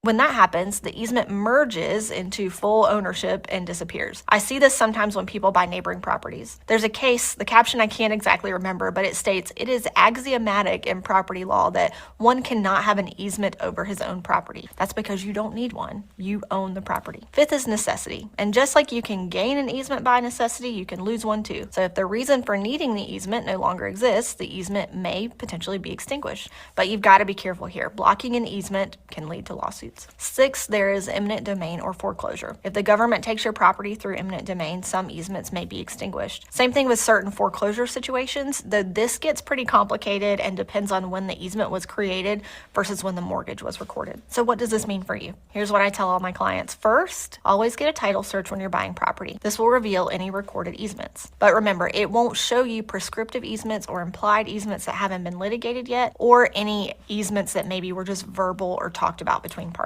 Second, if you're giving someone permission to use your property, get a lawyer, put it in writing, and make it clear whether you are giving revocable permission or an easement. I can't stress this enough. Informal arrangements can turn into legal nightmares. Third, if you have an easement you don't want anymore, don't just assume it'll go away. Take action. Whether that's negotiating a release or determining if the easement has been abandoned, you need to be proactive. You may not be successful, but you certainly won't get anywhere just sitting and hoping. Let's recap what we covered. Easements can be created at least 4 ways: express, implied, necessity, and prescription. They can be terminated through release, expiration, abandonment, merger, necessity, eminent domain, or foreclosure. In North Carolina, prescriptive easements require 20 years of hostile use among other elements, and always put easements in writing to avoid creating a legal mess for yourself later. The bottom line is this: easements are powerful property rights. They can significantly affect your property value and use. But wait, there's one critical thing about easements I haven't told you yet. What happens when your neighbor's easement is damaging your property value by thousands of dollars? Or when you discover an easement on your property that nobody told you about? I covered exactly this in my last video about easements, including the one type of easement that can completely destroy your property rights without you even knowing it exists.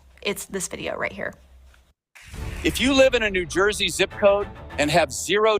So we got to figure out where that one is. If you live in a New Jersey zip code and have 0 DUIs in the last 5 years. Yeah. Property owners think having an...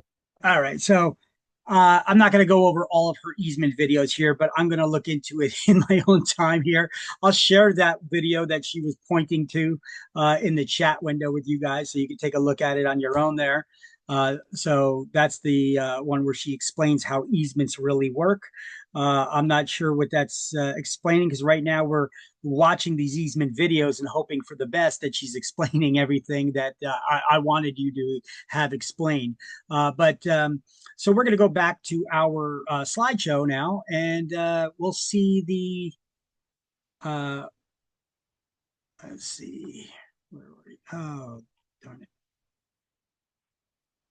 I got to find the page that we left off on. Expand it. There we go. We went to this one, the dominant estate and the servient estate, and she started explaining the same thing that we went over, right? And the easement appurtenant, where you have that access. Now, an easement in gross is a utility easement, like these I don't know if this is a power line or telephone pole lines, but they cross over more than one lot, right? One neighboring property. And easements and gross, these are the only types of easements that would cease to exist if the need for the easement were no longer needed. So that line only applies to an easement in gross, which is a utility easement. You guys have already highlighted and wrote that in your book, right? Easement in gross is a utility easement. Yeah. Okay. And easement by necessity. She also mentioned this one, but we'll get into it a little bit different. This is a type of easement to gain access to the landlocked properties for the purpose of ingress and egress. That's Latin for entrance and exit. So when it's necessary in order to gain access to your property, which she also mentioned in her video there, she was talking about trucks for a commercial property. But look, when it's necessary, I've seen residential properties like this right in Edison and Piscataway. There's properties that were you have a property in the middle and it's completely surrounded by another, or they gave a permit to put a property and build a house right in the front yard of another house. I mean, it's not taking this is not like something that happened a long time ago that they subdivided. It's something that the city allowed to happen today. You know, the zoning departments. I've seen this happen right next to a brokerage of a lady I know who owns a particular brokerage in Edison. Right next door property. It's a big property, big house the house is set way back. They actually built a commercial building on the front lawn. It shares the same driveway as the house, which then breaks off into the driveway that goes to a parking lot around the commercial building on the front lawn of this house. I don't know why somebody would want to build a commercial building on their front lawn, but or why a city would allow it, but they did. This could cause problems in the future now when they're starting to sell it and you get different owners of both the properties. But either way, now we have so this just goes to show you these things are not just happening on old properties that we got to deal with now. These are things that are still being granted this type of permission to do these kinds of subdivisions of property. So an easement by necessity is when it's necessary to gain access to your property for ingress and egress.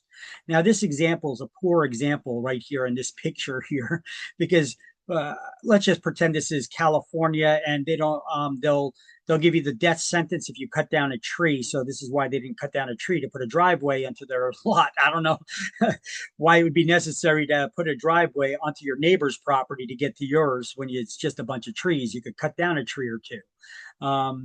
But let's just say that for whatever reason, they can't be cut down. You have a easement by necessity to cross over the neighbor's property to get to yours, because it's necessary for the purpose of ingress and egress. What kind of easement is that? Necessity. Easement by necessity. There you go. See, we got to know about these different easement rights for exams. All right.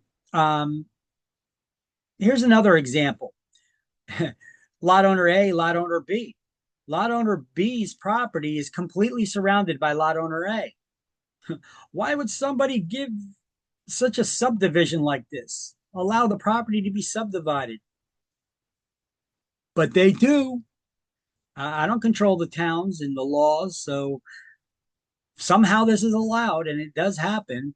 So lot owner B has a easement by necessity to use a roadway to cross over onto their property, crossing over lot owner A's property to get to theirs. Now, can lot owner B park their car here in this roadway? No, because it's not their property. They could only use it for ingress and egress. Now, if a tree falls over this road or it gets snow covered, who's responsible for clearing that blockage?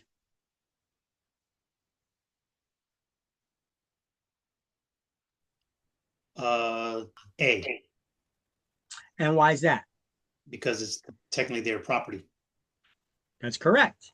It's their property. they're responsible for it, and they're responsible for making sure that that easement right is not impeded in any way. So if a tree fell over or if there's a lot of snow, they got to make sure that it gets plowed away, you know. Here's another common example we see. I see this a lot, like in places like East Orange, where there's no parking allowed on the streets at night, and then there's not enough space on the side of the house to get to the garage in the backyard. But if you use part of this property and part of this property, you could have a driveway where we call these shared driveways, where they could cross over it to get to their backyard where they have a parking lot and a garage. So this is actually quite a common thing, but you really need to have good neighbors because this could cause a lot of arguments too. If somebody gets lazy, they bring the groceries in and they parked it right here enough. They parked their car right here and then they fell asleep on the couch and now the driveway is being blocked. Your neighbor can't get to their property. They're going to be pretty ticked off and be yelling and hooting and hollering. So in this example, who's the dominant estate and who's the servient? The answer is they're both dominant and servient estates at the same time, because the driveway is partially on each person's lot. So you can't have one that claims, well, it's more on my property than it is on yours, so it's my driveway. And although I've come across situations like this where that does happen, and you get the person trying to act like a big bully because the driveway is more so on their property than on the neighboring property. Yeah, but either way, you still need it, the neighbor's property to get to yours as well. So it's something we both have to deal with. And you cannot block my access to my backyard. You can't block my driveway because it's mostly on your property. Once the easement has been created, you both need to abide by the easement right. But this is a common one that we come across. So who pays for this? Let's say the driveway needs to be repaved or something, or there's a pothole in it, or damage from the salt that one of them used, or something like that. Who pays for Hopefully you that? got good neighbors because you're going to need to split that cost, right? You both need the driveway, right? So, Wow. Okay. so it's a situation where we hope you got good neighbors. Got it.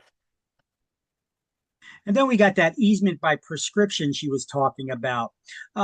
She didn't get too deep into it. I mean, they talked a little bit about the rules. It needs to be continuous, hostile, adverse to the owner's title, exclusive, and without the owner's approval.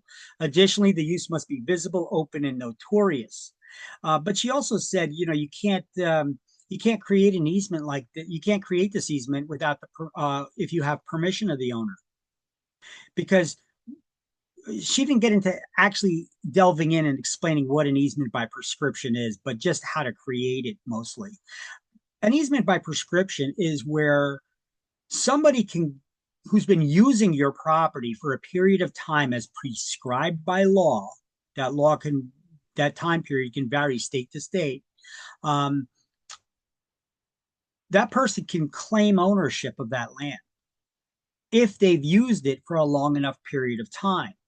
Now, generally, these laws were put into effect for farmland, that it's being used. But it applies to everybody.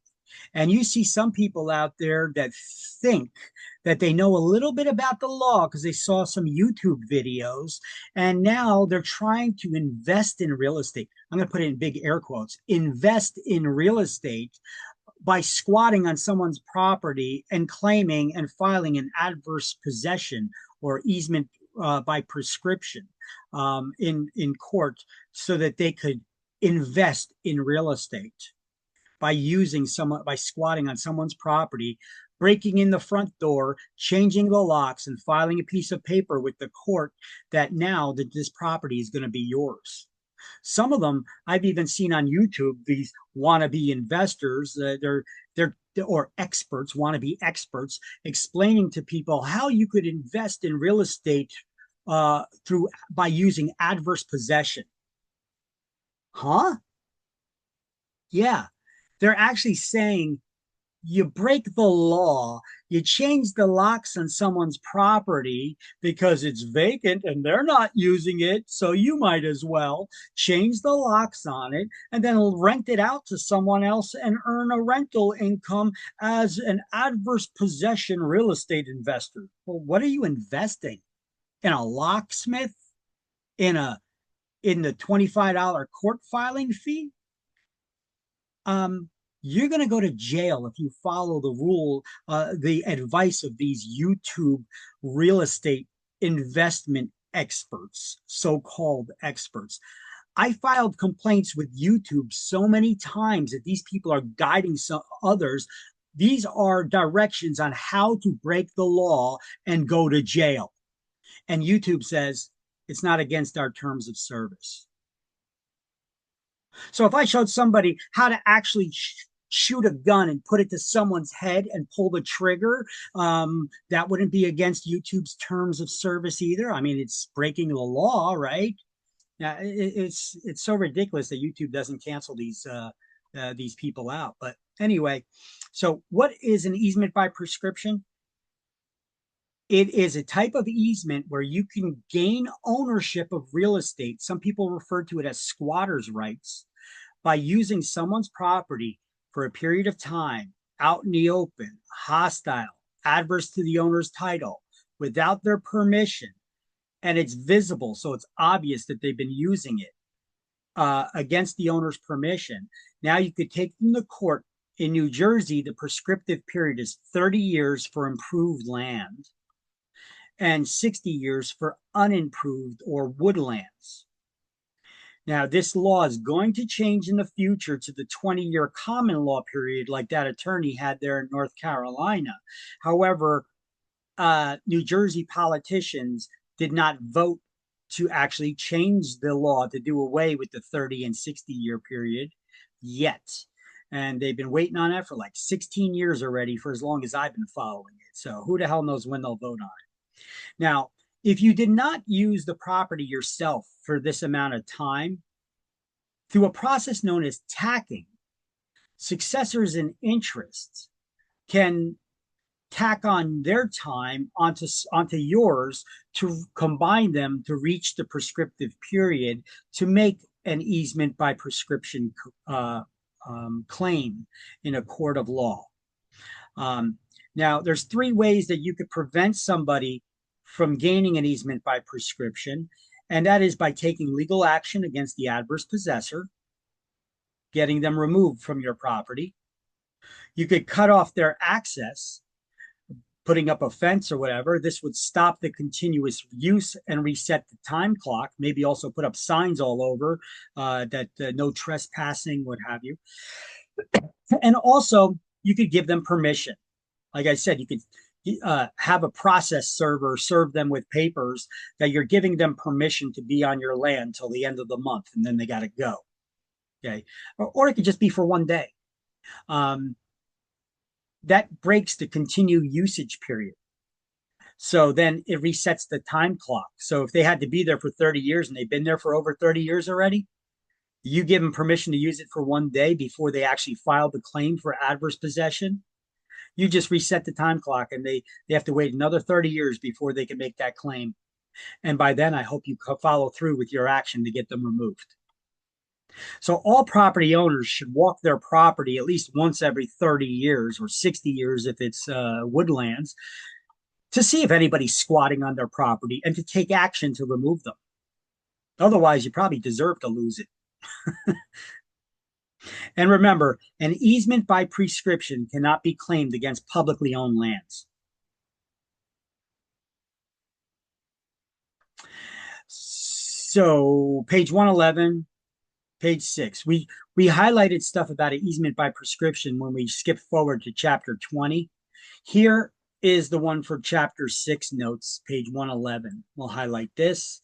And I think we'll end off here for the day, and then we'll continue this on Monday because we still got some more to this.